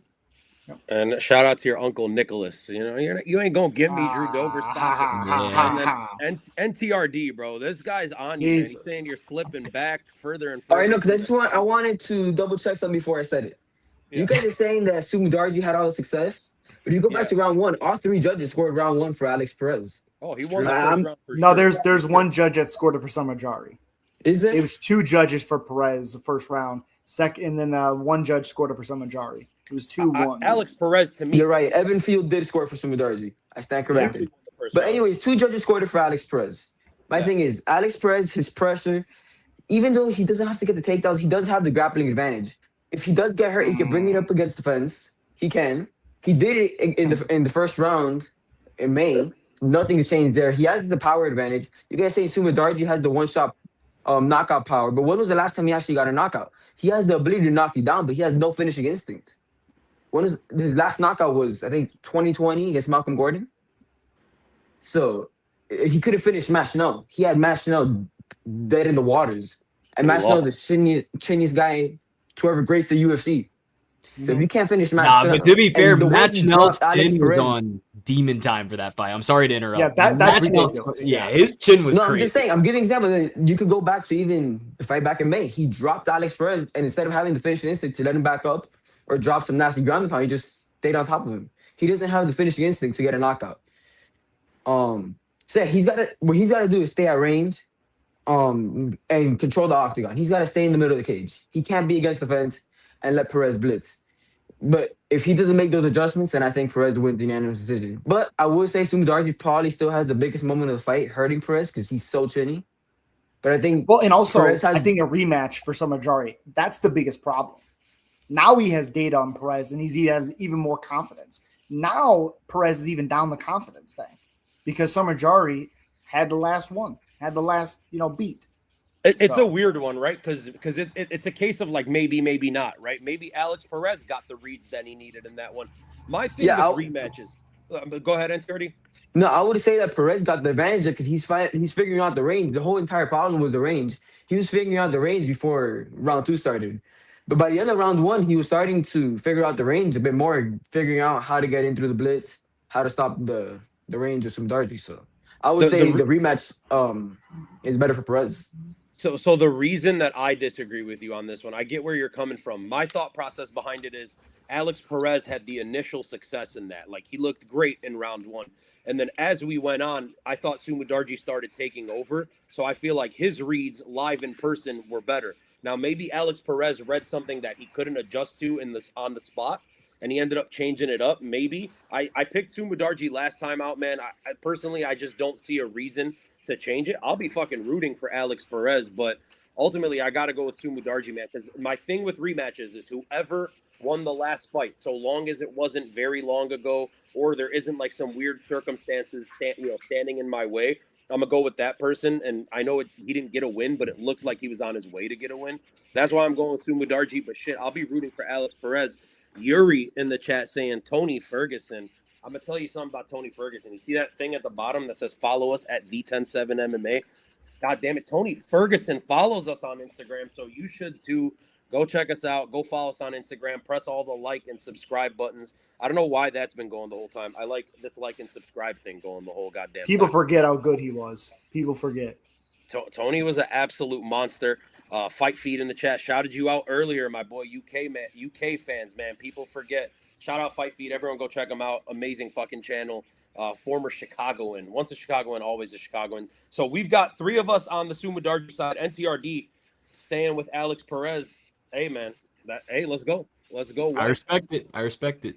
Alex Perez to me is such a weird case, guys, right? Because I think he beats people that are better than him, and he loses to some people that are worse than him. And to me, he's one of the strangest cases where you never know which Alex Perez you're going to get. Sometimes he's terrible, and sometimes he's unfucking believable. Against Charles Johnson, shout out CJ, my boy, he looked fucking great against Charles Johnson.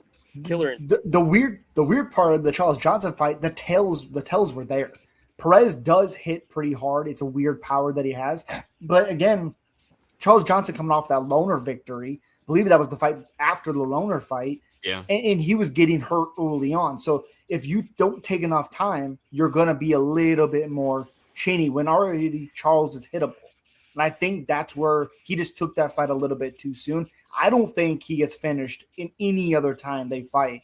Just he, had been getting touched a little bit coming into that. And I think that's kind of what happened in that matchup.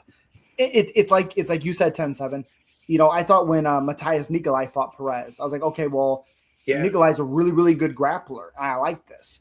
But he didn't grapple. He was striking with him, and then he gets caught. So it's weird. Yeah, it's weird.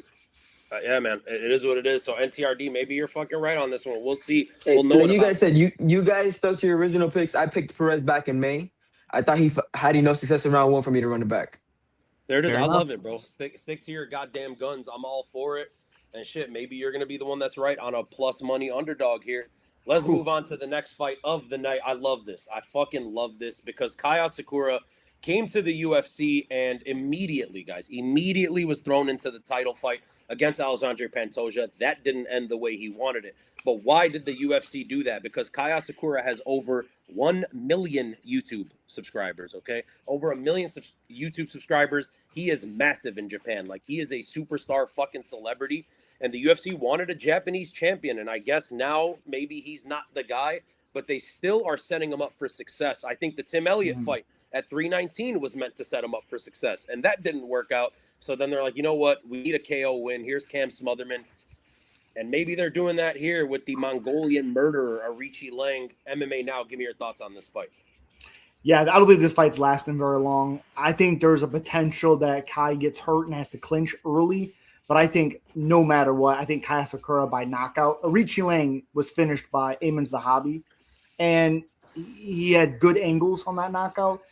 I just think Kai is a better striker than Ayman Zahabi, and I like Kaya Sakura by knockout. I like his pressure. I like his confidence coming from that. Cameron Smotherman. It means not a ton because it's Cameron Smotherman, but I do like Kai in this one. Boom. Shrikar. Yeah, this is an Asakura KO. He's going to get it done in the first round, too. You just talk about Arichi Lung, and the biggest thing is anyone who brings pressure to Arichi Lung will fucking beat Arichi Lung. Like, anyone who poses any sort of threat, whether it's on the ground or on the feet, you will beat Arichi Lung, So I think this is a Kaya Sakura, I won't say a layup, but this is a setup fight for him to win and really prove himself as a legit contender at bantamweight. I think he's going to follow through. I really do. An incredible left hook, nasty knees to the body, the fight-ending power, the speed that he brings to the table. And he's really got it. He's really got it. And it was good to see him knock out Smotherman in his last fight and kind of get back on the right track. This is the next step up for him. I think he's going to pass with flying colors. I've already bet Asakura KO round 1. So, yeah, this should be an Asakura highlight reel moment. All right, so that's 2 for Kaya Sakura by knockout. NTRD, does it become 3? Yeah, it becomes 3. It's hard to disagree with that. There's no other way to put it. Arichi Lang, even though he's the same age as Kaya Sakura, he looks to be on the decline in his career. He just took a beating from Cody Haddon, 3 months ago? The amount of damage he took in that fight isn't being talked about enough, and now he's being put in there against Kaya Sakura, who's one of the hardest hitting 135ers, not in the top 10 or the top 15. So, I just think he's faster. He's so twitchy. He's so powerful, so unpredictable. He didn't come forward. I think it was, which one of you said that on the back foot, he just can't take a punch? Someone over here said that, and I completely agree. Give me Kaya Sakura by counter, uppercut, or knee, while Arichi Lang takes a desperation shot while he's hurt. And look, just Persian just has to. I have to highlight this because Persian's on his bullshit again. Zahabi would have beaten O'Malley. Ref stopped it early. All right, The bro. canvas woke him up. Cry about it. It is what it is. Look, that was on the White House, bro. We ain't losing to no goddamn Canadians. Look, yeah, I'm with you guys, man. This is all day Kaya Sakura by knockout. One thing I do want to point out: what happened the last time we saw a Richie Lang in the cage? NTRD just said he took a lot of damage from Cody Haddon. And what shot stopped him? It was ultimately the knee to the midsection. Kaya Sakura is a knee specialist. And for those of you that are not in the know for whatever reason, I think everyone here is a fucking ball knower in the chat. But Kaya Sakura has fought extremely high level guys. Wins over Kyoji Horiguchi, Manel Kopp. Like, he was fighting the best guys outside of the UFC, pre-UFC. Those are two guys that are in the title picture. Persian right here absolutely loves Manel Kopp, and he thinks he's the next champion. So how can you not think Kaya Sakura is good if he's beat that guy, man? Also, again, the star power factor. That is Ryzen's highest viewed video on their YouTube is Kaya Sakura versus Manel Kopp. This guy is a star. They need him to be a star. They have him in his region of the world in Asia. This is a layup fight for him. He's going to win this fight by knockout. The UFC really goddamn needs it. Harv in the chat saying, what's up from London? I don't know if you're a Chelsea fan, but CFC, baby. London will always be blue. All right, guys. So we're all in agreement there. Love that. We move on to the co-main event of the evening, and it is former title challenger, obviously the Chinese representative in this one, Yan Xiaonan, and she is taking on Denise Gomes, who I thought was going to be a superstar. I was at UFC 290. She knocked out Yasmin Haragui. That was so goddamn cool to watch in person. Never really materialized, but here she is, I guess, getting a crack at the top 5 or number 4, I think. MMA now, your thoughts? I mean, what an opportunity for Denise Gomes. I think it's Gomes. What an opportunity for her. You know, MMA I think now, she obviously. I know I've been butchering the Chinese names, so I can't be fucking up the Brazilian ones too. I think it's Gomes. They switched. I think it's Denise Gomes. That's the way. That's what I said. I heard someone say Gomes. That's what I heard. I don't know. I always thought it was Gomes as well. Yeah. Okay. So Gomes. But yeah, Yan Xiaonan, I just think has the more experienced. She's been around a little bit. She is a little bit older, and that does worry me because of the power of Gomes. Against the cage, I think Yan needs to get away from that cage. She can't be the one going back against the cage. She has to move him forward. I just think we've seen too many times Gomes lose by being grappled or being pressured. I like Yan. I think she probably plays it a little safe. I think her striking's technically a little bit better, but obviously Gomes has the more power. She's the bigger striker, bigger puncher. But I like Yan Xiaonan by decision. And there's a finish, it's Gomes. That's just, to me, what it is. MMA War Room. I'm going dog hunting with this one. Oh. Gonna take Denise Gomes. Oh. My thing with Yan Xiaonan is, yes, she does have pop. Yes, she finished Jessica Andrade. I don't know how many years ago it was, but she did it. She is 37 years old. She hasn't fought in a year plus. I'm not really sold on this recent form of Yan Xiaonan. Like, I'm just not. Like, I think she can be had. Gomes, her only real losses have come against, like, really good comp. Like, well-rounded comp, you know? And I think she can really rise to the task of facing a Yan Xiaonan, especially at her age. So I think Gomes is really going to try and make this a brawl. She is going to try and scrap in the pocket. I think she's going to get it done over 3 rounds. I think she's just going to be too much with her pressure. And this is the breakout moment for her. This would be the biggest win of her career. I think she knows that going into this. Yan Xiaonan is in a weird spot, man. Like, I think this is a fight that I'm not going to say she's destined to lose, like, because that's weird. It's MMA. But I think Gomes will close the distance on her, put the pressure on, and I think she's going to take a 3-round decision. Boom. NTRD, break the split for us, dog. Yeah, I'm going with MMA now. I'm taking Yang Jianan. I think she's bigger. She has the 3-inch height advantage. I think she should have a reach advantage. I'm not sure on the reach advantage. She's way more responsible defensively. She's more calculated with her boxing. I would even say she has late finish potential. If she's boxing up Denise Gomes and slowly breaking her down, she has some pop in her hands. Like, a War Room was saying, she completely slept Jessica Andrade just 3 years ago. Because that was at UFC 288, Cejudo and Aldrin, if I believe. Mhm. So, Great. yeah. So then, yeah, Gomes, she has power, but her striking skill isn't at the same level. I say she's probably going to be the one to try to grapple here, if anything. So, yeah, give me Zhang Jinan by decision.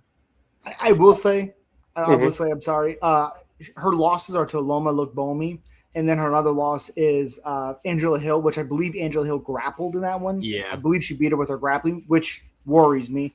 Also, I thought Eduarda Mora won her fight against her. Close fight, but I thought she had edged it out a little bit, which is another grappler. Again, if you let Gomes dictate the action, she's shown she can do enough to win. I like her power, but I just don't know if Angela Hill beating you with grappling. I don't know if I can go against the grappler who typically what she does. Yeah, I Fair. don't know if I I can go respect against Jan. I respect it. Hear me out, right? When it comes to Denise Gomes, for what it's worth, we do have to respect the 4-fight winning streak. And anytime you get 4 in a row in the UFC, that's something to be like fucking celebrated and think about. But it's a split decision against Eduarda Mora, a unanimous decision against the very old Karolina Kowalkiewicz, finishes Elise Reed, who someone in the chat was saying, okay, it's Elise Reed. And then again, the end of Tisha Pennington's career. So those are not high level people that she's beating, right? So all credit to her for winning those fights. Difficult to win fights, but I haven't seen high level competition. And now you get to Yan Xiaonan, who to me has been at the top of the food chain in this division for a long time. Yes, she has a handful of losses. Yes, she lost, but she did fight Wei Li, right? She fought for the title. So at some point in the recent past, she was up there, man. Her only And losses she beat Dern. right. Her last couple losses her last few losses in the last couple years, Verna Janjanova, Wei Li Zhang, Marina Rodriguez split decision, Carla Esparza. So out of those 4 fights, and the Marina Rodriguez fight was a split decision against a very awkward, long-bodied person. Those are grapplers. Those are girls that held her down. And she is a grappler by trade. Yes, she has some power, but those are the girls that beat her. Denise Gomes or Gomes or Gomez or whatever the fuck you want to call her is not holding Yan Xiaonan down for 3 rounds. I don't buy that shit. To me, I'm going to stick with my Yan Xiaonan pick here by decision. I do worry that age at some point is going to catch up with her, right? She's 37, 38 years old. I think it starts to go quicker for the ladies than it does for the men, generally speaking, when it comes to age. But we'll see, man. So we got 3 for Yan Xiaonan. Shrikar, how does it feel to be the lone man out on this one? I've been the lone wolf plenty of times on the podcast, and it's worked out in my favor. So I'm chilling, man. I'm chilling. There we go. So now we're going to move to the main event of the evening. The reason everybody is in attendance watching this goddamn live stream that we're doing. It is former title challenger, Father's Plan, Umar Nurmagomedov, and he is taking on China's own Yadong Song or Song Yadong, whatever you want to call him. MMA Now, the floor is yours. Let us know what's going on. Yeah, I got a little bit of a hot take. I thought Umar beat Marab. I thought Umar won the first 3 rounds. I thought it was pretty clear that he won to me. That's blasphemous. Blasphemous. I know. I thought he won. I was pretty surprised on the result. I got to be honest. I had a Either 4-1 way. Marab. That's crazy to me. That's crazy. What did you say? Fair enough. That had a 4-1 Marab. I think it's better to say one of the judges had a 4-1 Marab as well, if I remember correctly.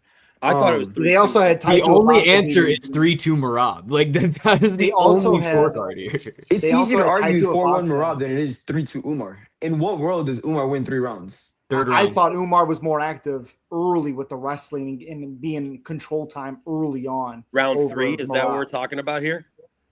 That's what That's I thought. Okay, That's so the swing 3. round. Yeah. That's the swing round, yeah. Okay. But I was saying judges scored Taito Avasa beating Rosenstruck when he won no rounds. So judges, it can be our Fair opinion. enough, but round 1 was also pretty much a toss-up. I thought Umar won round 1 pretty clear. to me. Umar took the first 2 rounds pretty clear. Hey, you Yeah. know NTRD. I'm a fucking Marab Glazer to the max.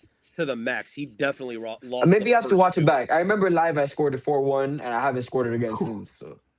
Whew. It's a good fight. It's a fun fight. One of my favorite ones to watch. But MMA Now, Yeah. go for it. This fight. Sorry.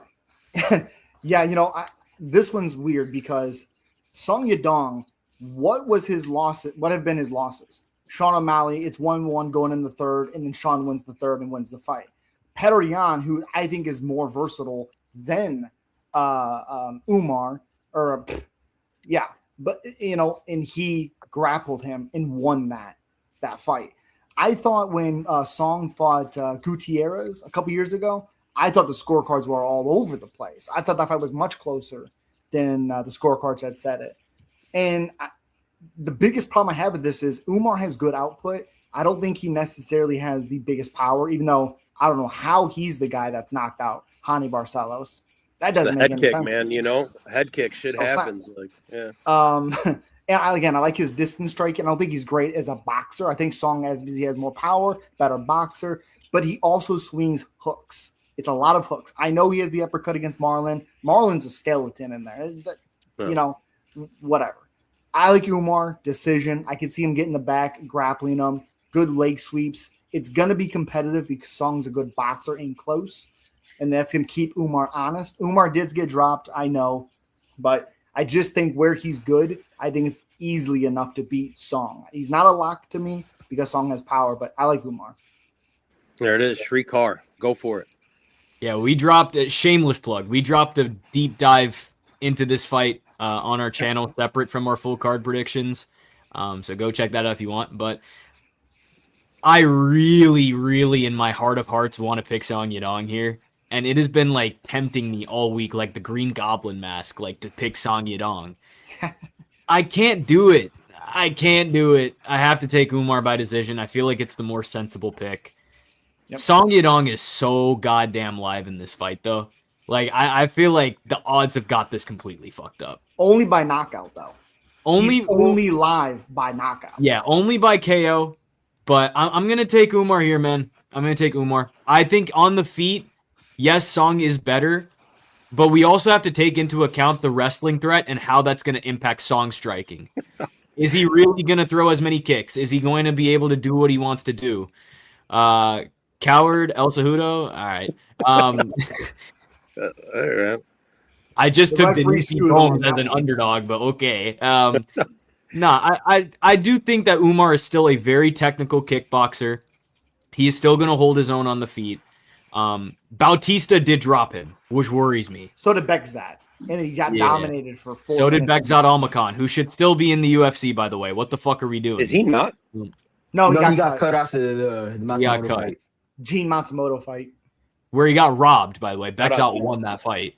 But it's insane, man. I think Song's boxing is still very dangerous. He's always got that puncher's chance, but the thing is he has to get through Umar's kicking range. And I think that's going to be a little bit of a difficult proposition for him over 25 minutes.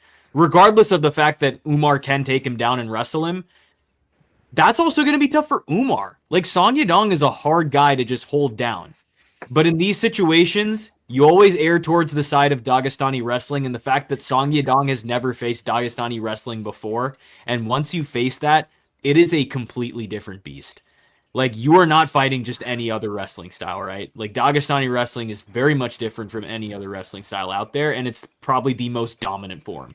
So, I think Umar is going to work the kicks, work the straights, kind of go from the outside a little bit, time his entries when Song commits to the offense. It's just too much of a fight where, like, I want to pick Song Yadong, but the sensible call is going to be Umar decision. So I don't think he needs takedowns to win, to be able to grapple him. If he can get his back and leg sweeps, it doesn't have to be the single leg, double leg, high crotch. It doesn't have to be those. I think that's also the problem for Song. So, I mean, it's because of the threat of the grappling opens up his striking too, right? So you're always concerned with it. So that's why his striking sometimes looks better. Chat is dying. They're absolutely dying for somebody to pick Song Yadong. NTRD, are you going to be the one to do it, bro? I'm not Corey's the guy. standing and outstruck him. But yeah. But look, I'm taking Umar Nurmagomedov here. Look, I want to pick Song Yadong just as bad as you guys, and I'm going to be rooting with my whole heart. And I do think at one point in this fight, he's going to knock down Umar. Umar's chin is questionable at times, that you guys said. You guys mentioned the Mario fight. You mentioned the Bekzak fight. I don't like his chin, and Song has some power in his hand. So round 2s, round 3s, I can see Song dropping him. But overall, Umar's grappling is going to offset everything. Song Yadong yes, he's hard to control, but we've seen him being controlled by the highest level wrestling against Petr Yan in Miami at UFC 299. When it was 1-1 going to the third round, how did Petr win? Took him down to avoid more damage to his knee that was already completely torn. And he finished the fight there. He also, Song Yadong, if you look at his losses the last 5 years, is to those top 5 guys. He Yeah. hit a barrier where he just can't keep going forward. Corey Sandhagen, Sean O'Malley, Outstruck him. and Peter Yan, obviously, I just mentioned. So yeah, I'm taking Umar Nurmagomedov, but it'll be a close decision. And Song will have the biggest moment with a knockdown, rounds 2-3. I was And then- gonna say, for what it's worth, it really has nothing to do with this fight. Song Yadong beat Sean O'Malley. Like, I still feel like that fight never gets I didn't think talked so. about. I thought it was clear that Sean won the third Yeah, round. I thought he- feel like I thought he Song started Yadong to piece him won apart. third. I thought he started Yeah. piecing him apart. And if it went 2 more rounds, I thought Sean could have finished him. I thought it was a I very thought Song didn't look good in that third. Yeah. Yeah, Interesting. I thought it was 2-1 I had a Song 2-1 Song Yadong. Like, I didn't call it a Ooh. robbery or anything, but Ooh. I felt like Song Loki won. You're wilding. You're Ooh. absolutely wilding right now. Ooh. One thing I do want to note on this fight before I give my official pick, I don't love this little fucking run that Umar Nurmagomedov has been on lately, right?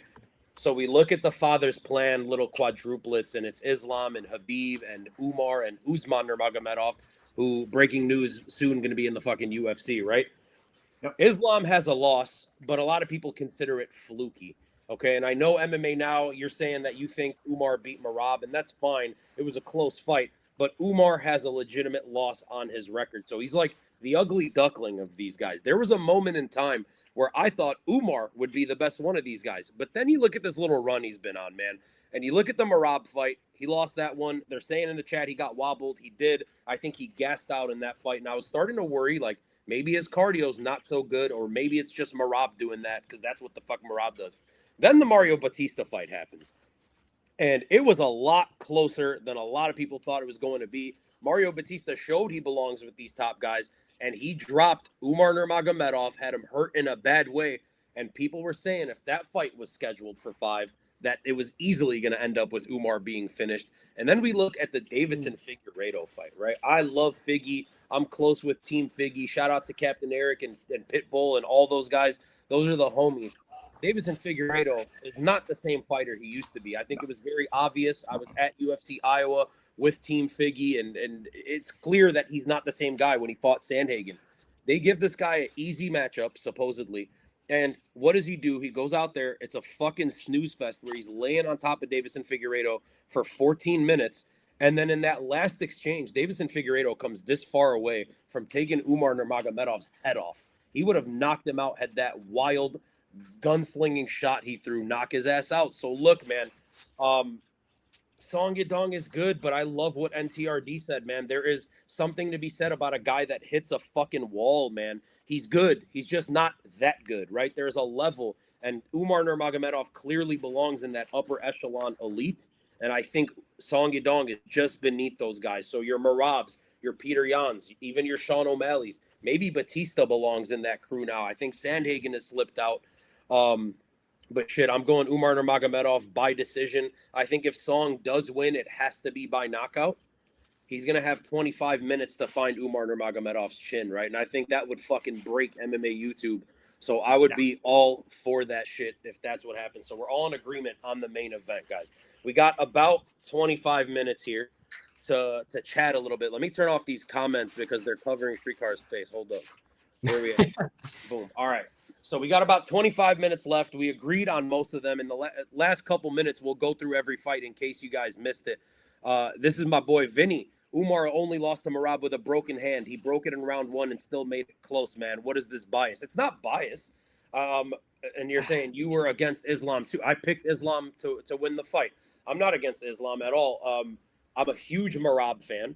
I just think that if you injure yourself in a fucking fight or it gets injured during the fight, that's part of the fucking damage, right? So, like, I don't consider it fluky like a Conor McGregor leg break in the Dustin Poirier fight or, like, one of those kind of things. I think you fought, you got fucking hurt, and you didn't win. So that's just kind of my opinion. What do you guys think about that? Well, Yeah. I will say, like, I think Umar's loss to Merab is better than Islam's loss to Martins. I don't think Martins is bad. I just think it's better. It's a better loss. His is 1 round. It's 1 round because Umar still wobbled Merab. Merab obviously wobbled Umar, but it's still a better loss than Martins. Even if Umar was knocked out in the 5th round, it's still a better loss because it's for one, it's longer. For one, it's Merab who on a crazy run. Even if he wasn't on the run, I just think Merab's a little bit better than Martins. I don't hold that against Islam. I just don't. It's stupid too. Who does that to Hani Barcelos? Yeah, exactly. But I've always thought Song Yadong was overrated. I mean, I'm not a Corey Sandhagen guy at all. I think he's one of the most overrated fighters in the UFC. I'm not a huge fan of him. He outworked Song Yadong. He outworked him. And I have a hard time picking you, except against Davis and Figueiredo, which I thought he was a lock against, just because Figgy's not who Figgy was. Yeah. So Yeah, what about you guys agree. think on this? I feel like one was a fluke and one was like it's 2 different fights. Islam's fight was a fluke. Like that loss was a fluke, and time is told on that one, right? Umar's loss to Merab was not. Again, I agree with MMA now. That's not a bad loss. Like I don't know why we hold it like against him to this degree. He had 2 rounds on the champ against a guy that was really thought like unbeatable at bantamweight, which was proven false later by my GOAT Piotr Jan. But you know what I mean? Like I don't like that we hold that loss against him to this extent because Umar, 5 Feet said it, Umar got dominated. He did not get dominated. Not even close. Sure. In the last 2 rounds, yes, he did. The whole fight. With a broken hand. Like, he made Merab dig so fucking deep in that fight. Like, I don't think y'all are really, like, grasping the fact that Umar was 1 round away, bro. And it was a swing round. 3rd round you could have gave to Umar. You know? Or, like, No, you weren't 5 feet. I'm with you. You got dominated. And TRD, give me your thoughts on that. Give me your thoughts on the on. I mean, this is a question I've always asked. Oh, in this case, because he didn't get dominated. Yeah, I think the Martins loss is worse than the Merab loss. But overall, a separate question, like going with this topic, would you rather get knocked out in the 1st round, like 1st minute, or would you rather get absolutely, what's the worst option? Or getting dominated for 15, 25 minutes. Normally, I'd go with the 15, 25 minutes. So yeah. I think it wasn't dominated at all. No, I know. That's why I said like separate topic, but yeah, for the most part, was awake and staring at Martins when the ref stopped it. LOL. It was just a knockdown that was stopped early. And Vinny, I really, it wasn't stopped early at all. That's a crazy thing to say. So me and this guy Vinny were on No Bromo's stream. Shout out No Bromo. Obviously, everyone go follow him. And we were basically arguing. We were having a debate on who's the GOAT of the sport. John Jones versus Islam was the premise. So Vinny, again, I don't want you to think look. I want to make this clear. It's not that I don't like Islam Makhachev. It's not that I don't understand the greatness. I understand the greatness of Islam Makhachev. Right now, if you had to put a gun to my head, I would put Islam in my top 3, maybe number 2 spot all time. I get the greatness. It's another conversation for another day. We'll probably do it on Bromo's channel. But regardless of that, it is what it is. Are we forgetting Islam was winning round 1 before the KO?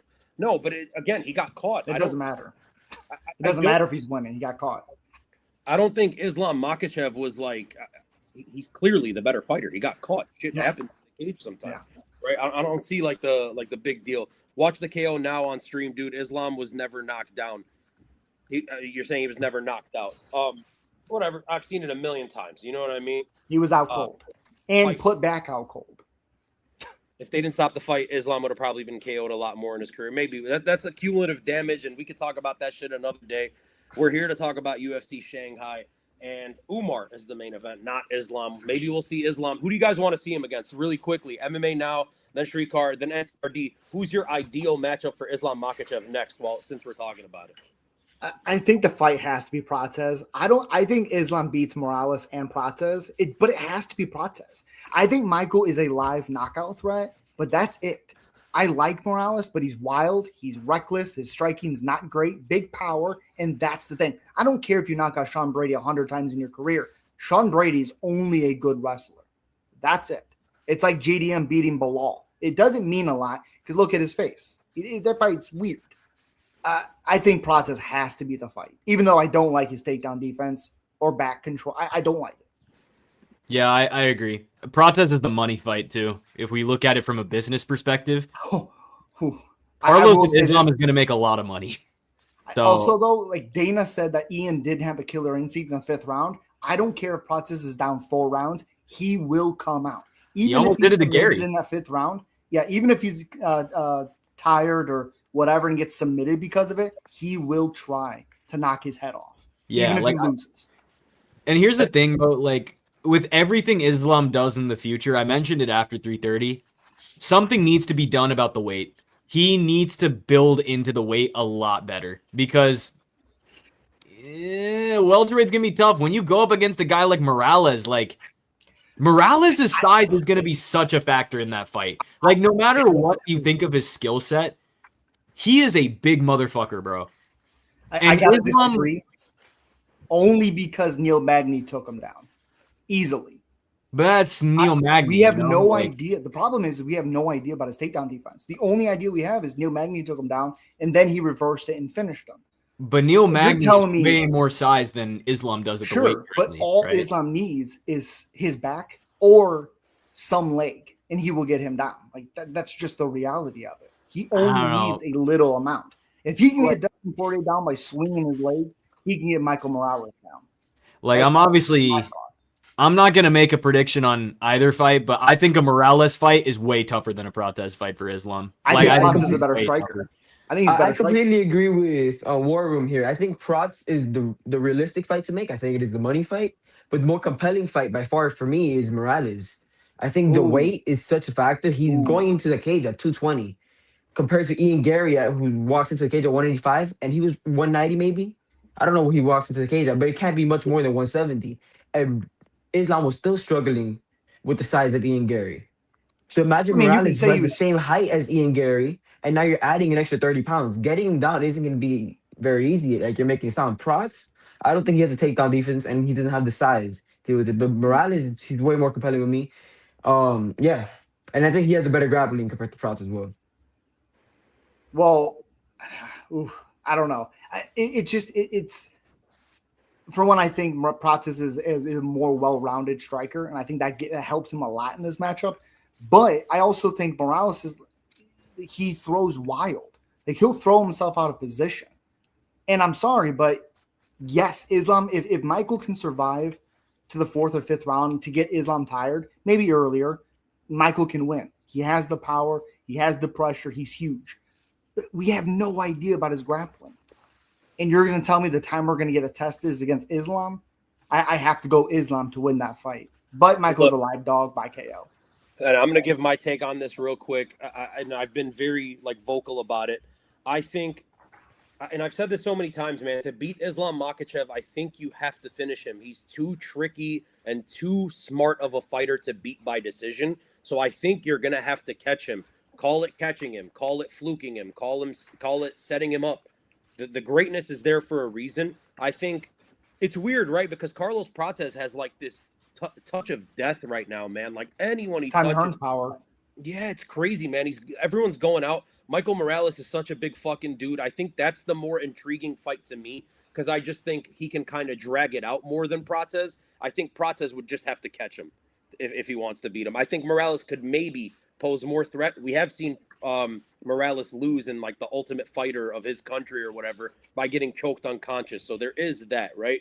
And then really quickly, right here, thank you for the W host comment. I fucking love that. Gary's the true #1 contender. I think you have to go through Gary for a title shot before Islam, and that's fair. But one of these guys has to go first. And look who's joined us. Better late than fucking never. I might be wrong. The artist formerly known as I Might Be Wrong. Chunder, how are you, man? Overslept? Bro, my alarm didn't go off. I'm fucking pissed. It's okay, brother. It's okay. It's an early morning for you. But you're just in time because we're about to wrap up the show right here. If you guys are new to the channel, obviously, do me a favor. Thumbs up. Hit the subscribe button. Ring the bell. Go check out all of these gentlemen before we get out of here. MMA Now. Streetcar from the MMA War Room podcast, which is going to be switching up soon. In the Blue NTRD on Instagram. He's an OG of the picks game. And then, of course, Chunder MMA. You guys know him. You guys already know Chunder, and you probably follow him. Guys, we're going to do this last little countdown, which is my favorite part of this show because it means the fights are starting. We have 15 minutes. I'm going to go through every single fight for everyone in the chat. All of us are going to give our quick little 10-second opinion on each fight. We're going to go MMA now to Shrikar. We're going to go to NTRD, to Chunder, to me. So we're going to do a little fucking circle here, guys. Don't fuck it up. 10, 15, 20 seconds, whatever you feel is necessary. First fight of the night. It is Meng Ding taking on Cam Nelson. Let's go. Yeah, I like Cam Nelson. I don't trust the durability of Ding. I think Nelson wins by knockout. We're menging our dings tonight, guys. We're going Meng Ding by finish. I wasn't able to talk about this the first time around, but I'm taking Meng Ding. Cam Nelson is such a can crusher. He's fought 3-2, 2-2, 2-4 type of guys, and his one winning record win is the former featherweight that moved up to welterweight for a 5-round title fight. Who couldn't even finish the first round? Give me Meng Ding by second round TKO. Well, I just don't trust Meng Ding's durability. He doesn't have mending like in Minecraft, so I'm going to go Cam Nelson knockout first round. That's why he was late. He was making the fucking puns. Thank you. I'm also going with fucking Cam Nelson. So we got a little 3-2 split here. I'm taking the Canadian underdog for just a bunch of reasons, a plethora of reasons. Dang is experienced, but it's like too many fucking fights, low-level competition for me. So we'll see. I'm going Meng Ding, 3-2 split there. Next fight of the night is the ladies. It is Jingnan Zhang. She's taking on Julia Pilastri, MMA now. Yeah, I like Julia Pilastri in this matchup. I just don't trust the other lady at all. So I like Julia in this matchup. Probably by knockout. I'm going head kick. Yeah, I'm going to go Julia Pilastri by decision. The weigh-ins really scared me, but I think she's going to outwork Zhang Jingnan on the feet and get it done. Yeah, I'm a big Pilastri guy. I completely agree with what they're saying. I even think she can mix in the grappling a bit, make it easier for her. Give me Pilastri by decision.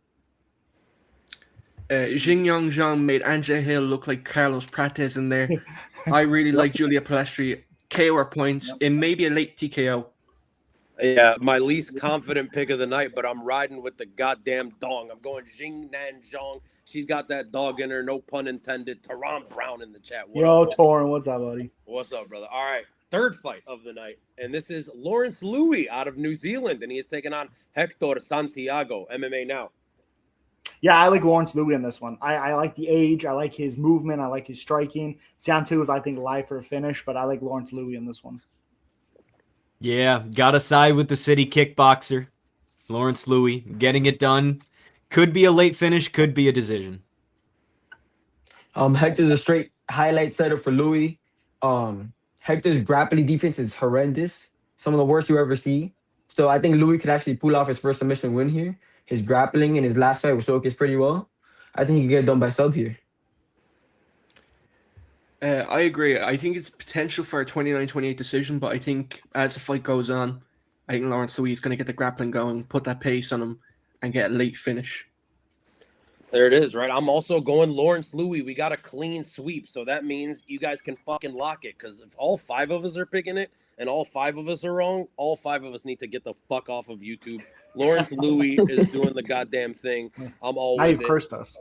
Yeah, now we're good. Get ready to post your retirement fucking tweets or whatever. Jack Jenkins, Sean Woodson, probably the most interesting fight on paper on this entire prelim. Wild. That's the wild fight. MMA now. Yeah, I like Sean Woodson. I like his striking. I'm a little concerned. I'm not confident. I like Sean Woodson, probably by decision. Brother, I think Jack Jenkins is going to chop those legs. Ugh. Prove that the height and reach advantage is nothing. Going Jack Jenkins by late finish. Hey, the last time he fought someone with length, he didn't look very good. Yeah, that is true. But Sean Woodson's legs are absolute twigs compared to Jamal Emmers or anybody else in the featherweight division. This. Jack Jenkins is going to absolutely tear up those legs. Late finish, maybe a decision, but probably late finish. I'm going to go Jack Jenkins on this one. I think the grappling is going to be a strong threat. I think Sean Woodson taking way too long of a layoff, and also that weight cut is going to be more and more brutal. So I'm going to go Jack Jenkins. I mean, to be fair, Jenkins is taking a super long layoff himself. So Yeah, I fair, just but wanted it to doesn't have highlight that picture. That picture is fucking wild. I love it. I keep hitting my forehead because all week I had Jack Jenkins and then I've switched. So to hear everybody picking Jack, I'm like, oh crap. I Not feel you, everybody's bro. I picking feel Jack you. because I'm going with the St. Louis boy. Give me Sean Woodson, the former heavyweight, long-bodied. He's gonna fuck Jack Jenkins up. That's how I feel about it. And now, again, we said it earlier. We're gonna say it again. We're talking about long. Zhao is very long. He's taking on Francesco Nuzzi. MMA now. Yeah, I like Long Zhao in this one. I think it could be closer fight than odds and all that stuff says, but I just like Long Zhao. He's a dog. I thought he was robbed against Cody Garbrandt pretty clearly. I like Long Zhao.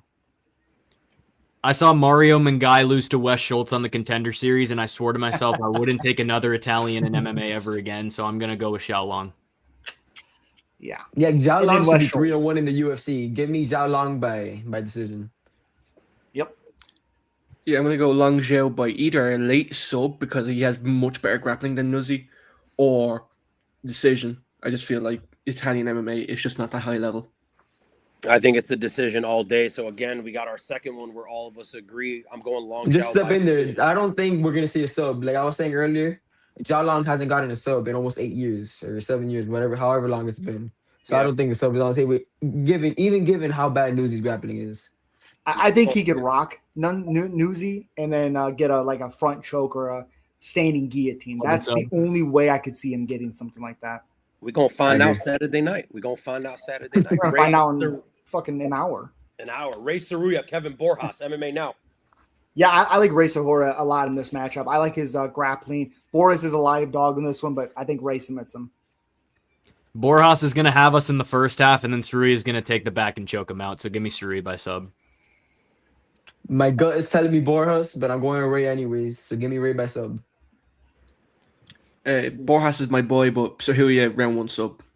Yeah, this is Ray Saruya all fucking day. I'm going submission. I'm going probably round one. We'll see what happens. Andre Lima taking on the leader of the Bat Bayar boys, Namzrai Bat Bayar. Man, I am not confident in this one. I've seen really good performances from Lima, and then I've seen some "what are you doing" performances. I still like him by submission. When he's on, he's great, but when he's off, he's nothing. But he has good striking defense, so it could be a fun fight. This fight scares the hell out of me, but I'm going to say Andre Lima gets it done by decision. Batbayar is super live in this fight as an underdog. Yep. I'm resisting temptations, but I think Lima's going to get back on the right track here. Give me Genghis Khan. I've been on Bat Bayar since I saw him fight for the first time. I'm not gonna turn my back on him now. Give me my boy Bat Bayar by decision. I think Lima's going to put that pace on him. I don't think Batbayer is used to those later rounds. I think Lima's going to just either grapple him or pressure him. Lima by round 2 or 3 finish. That's all I pick him.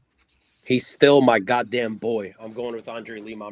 I'm not ready to give up on him. If he loses this fight, I'm ready to give up on him. Andre Lima by decision. The new boy on the block, Bilal Hassan, taking on another UFC debutant, Nielsen Rojas, MMA now. Yeah, I like Bilal Hassan in this matchup. I truly think the thing that wins him this is his speed, his angles, his speed. I think Rojas is going to look good early, really early, and then a minute later, Hassan can KO him. But I like Hassan by KO. Yeah, me and MMA Now are on the same page here. Hassan KO round 1. He's a legit prospect. He's still the best guy from this Contender Series class thus far, and I think he's going to make a big statement here. Yeah, Bilal has a whole new market behind his back. He's being set up against somebody that's going to brawl with him, that doesn't have the best defense. The UFC obviously wants him to win. They gave him the main card opener. That's exactly what he's going to do. Give me Bilal late round 1 TKO. I completely agree. I'm going to go Bilal late round 1 TKO or early round 2. I basically fully agree with you guys. I'm going Bilal Hassan by knockout. I just think it happens later, rounds 2 or 3. I think Nielsen's going to put like a good account for himself out there, but ultimately Bilal Hassan by knockout. This is the fight that has everybody fucking tripping. Luis Rodriguez Jr. taking on Lucy. Yeah, I'd seen some footage on X with Lucy. His grappling defense, his takedown defense was bad. And his, like I said, this guy had an arm triangle choke, and his arm was all the way up in the air, wasn't moving, wasn't defending. Whatever happened, it doesn't matter. His defense is really bad, but he's live to KO Rodriguez. I have Rodriguez by submission. We Yes, we are taking Lucy. I don't care that MMA Now took Levi Rodriguez by sub. We are taking Lucy by KO. Give me Lucy to get it done in the first round. Yeah, Levi's never shot a takedown. He's never I actively think he's gone been on this one. You offensively see how big that grappled. man is? That's not gonna change tonight. Give me Lucy by KO because we are taking Lucy. I'm gonna go Lucy by Suleiman Stretch. Personally, I'm just kidding. I'm gonna go Lucy by round 1 or 2 KO. Yeah, man, I'm fucking taking Lucy, but I'm not confident, guys. I wish someone would make me more confident. I'm gonna take the 6'5" Chinese fella by fucking knockout in round 2. So we'll see. Yeah, none of us are taking Lucy because we believe in him. It's just because Levi is so unpickable, especially after the whole PEDs. So Nah, I believe in Lucy. He's literally a kickboxing champ. Like, he fought If he him wins, day it's one. yeah. Like, I mean, I couldn't find any MMA film on him, so I'm just going off. I can't pick Levi. fair. Boom. Alex Perez, Sumo Darji 2. MMA Now. Yeah, I like Darji in this one. I just think his IQ, because he's already fought him one time, I think he's gonna be riding that momentum, especially in China, even though maybe that's not his home. I like Samajari a lot. I think he finishes Perez. The first fight made me even more confident in this one. I don't think we see any game plan changes here. I think Sumo Darji gets it done, builds off the momentum he had in the second round last time. And I think the Tibetan Eagle will get it done here. If you go back to the first round, Alex Perez was the one finding more success than Sumo Darji. He was the one blitzing. He was the one moving forward. I picked him back in May, and I'm not switching over him now. Give me the underdog, Alex Perez, to win by decision. Alex Perez, your time has come. I'm going Sumo Darji by knockout rounds 2 or 3. Yep. Wow. Okay, I'm going Sumo Darji. I'm going to do it by decision, and I agree with what NTRD was saying. It was clear Alex Perez was on the front foot doing the right things early. I thought I saw a shift happening there, like pretty fucking drastically. So I'm going to stick with that. I picked Sumo Darji last time. I'm going to stick with it again. I will say this. Sumo Darji has a lot of these fights where he loses the first round and then comes back. So, like, even the Johnson fight, he was losing, came back, arguably won. But Perez winning the first round doesn't mean a ton because Sumo Darji loses the first round often. So we go from the Tibetan Eagle to the Mongolian murderer. I don't know what it is. Arichi Lang versus Kai Asakura. Yeah, I don't trust Arichi Lang's durability. I know he's only been finished one time. There's just something about it. He's very hittable. His defense isn't great. I like Kai Asakura by knockout. Arichi Lang, we have the watch. I'll see you in Valhalla, brother. I think Kai Asakura gets it done in the first round by KO. Mm-hmm. Yeah, Bam Bam said it earlier. Kai Sakura's knees are absolutely incredible. Like I said, he's going to get hurt. He's going to shoot for a takedown desperately. Since the only way he ever had the shot is to lay and pray on Kai Sakura. So just he's going to get countered with a knee or an uppercut coming in. That puts him out. Yeah, I completely agree. I'm going to go Kai Sakura knockout rounds 1 or 2. Kai Asakura by knockout early in this fight. I'm probably going round 2, but it could happen at any fucking time. Guys, we have 1 minute. We're at the co-main event. Yan Xiaonan, Denise Gomes. I like Yan Xiaonan a lot. I think her experience wins her this matchup. Yeah, I'm going to go Gomes, man. I'm going to go Gomes. I'm going to take the dog. I think she gets it done against an aging Yan Xiaonan who has left me a bit hesitant with her recent fights. Yeah, I'm taking Zhang Jinyan as well. I think she's more responsible defensively and more calculated offensively. Gonna pick her apart for 15 minutes. I'm going Yan by just having more social credit. I'm going Yan Xiaonan as well. I'm going by decision. I just don't think Denise Gomes is going to be able to grapple her, and that's what you got to do to beat this lady, in my opinion. Main event of the evening, Father's Plan in full fucking force. Umar Nurmagomedov taking on the hometown fighter, Song Yadong, MMA Now. Yeah, I like Umar by decision. I could see him getting a submission, kind of like the Nate Maness game plan, have his back, ride his back, that type of stuff, but he finishes this time. I like Umar to win. Yeah, I'm going to go Umar. I wish I could pick Song Yadong, and I wish I could have that crafty upset call, but just going to stick to the sensible call here and take Umar by decision. Yeah, like I said earlier, it looks like Song hit a wall going into the top 5. Could it be Corey Sandhagen? Could it be Sean O'Malley? Could it be Petr Yan? He's probably gonna have the biggest moment in this fight because Umar's chin is a bit questionable. He's gonna knock him down rounds 2-3, but at the end of the day, Umar's grappling is gonna offset that unanimous decision. One thing that makes me nervous is that it's in China. We could see a lot of stand-ups. Song Yadong is the young man, but I'm going to trust in Umar Nurmagomedov's game. I think he knows what to expect. I think he's going to get impressive 49-46. Hey, and I'm also going with Umar Nurmagomedov. I think Song's only chance to win this is to clip him. I don't see it happening, but it damn well could. I think, by the way, for a little bet, Song Yadong inside the distance, decision, no action. If you guys want to fucking get freaky and try to make some money. So, yeah, that's it, guys. That's the UFC Beijing pre-show live. Special thank you to all of these guys on the screen. MMA Now, Shrikar from the formerly known MMA War Room podcast, NTRD, and of course, always Chunda. I'm going to give you the floor. Everyone just shout your shit out. Let us know where we can find you. MMA Now. Go. I'm going live as soon as we get out of here. So go to MMA Now 27. Check it out. I'll be live for the whole card, and I'll see you there. There it is. That's MMA Now. Shrikar, let them know where they can find you. MMA War Room Podcast for now. Go check us out there. Socials at War Room MMA Pod. Go support us any way you can. If you want to just chill and talk fights, that's literally what we're here for. We're always streaming on the late night. So come catch us on a late night. Love that. NTRD. Let them know where you're at. At NTRD MMA on Instagram. I'll be posting pics, fights to make, concept cards, edits, posters, everything you can find on my Instagram at NTRD MMA. And there he is. And Chunder, why don't you just let them know where to find you? I'm Chunder MMA. If you ever want to hear an Irish man talking the most absolute absurd shit, come find me.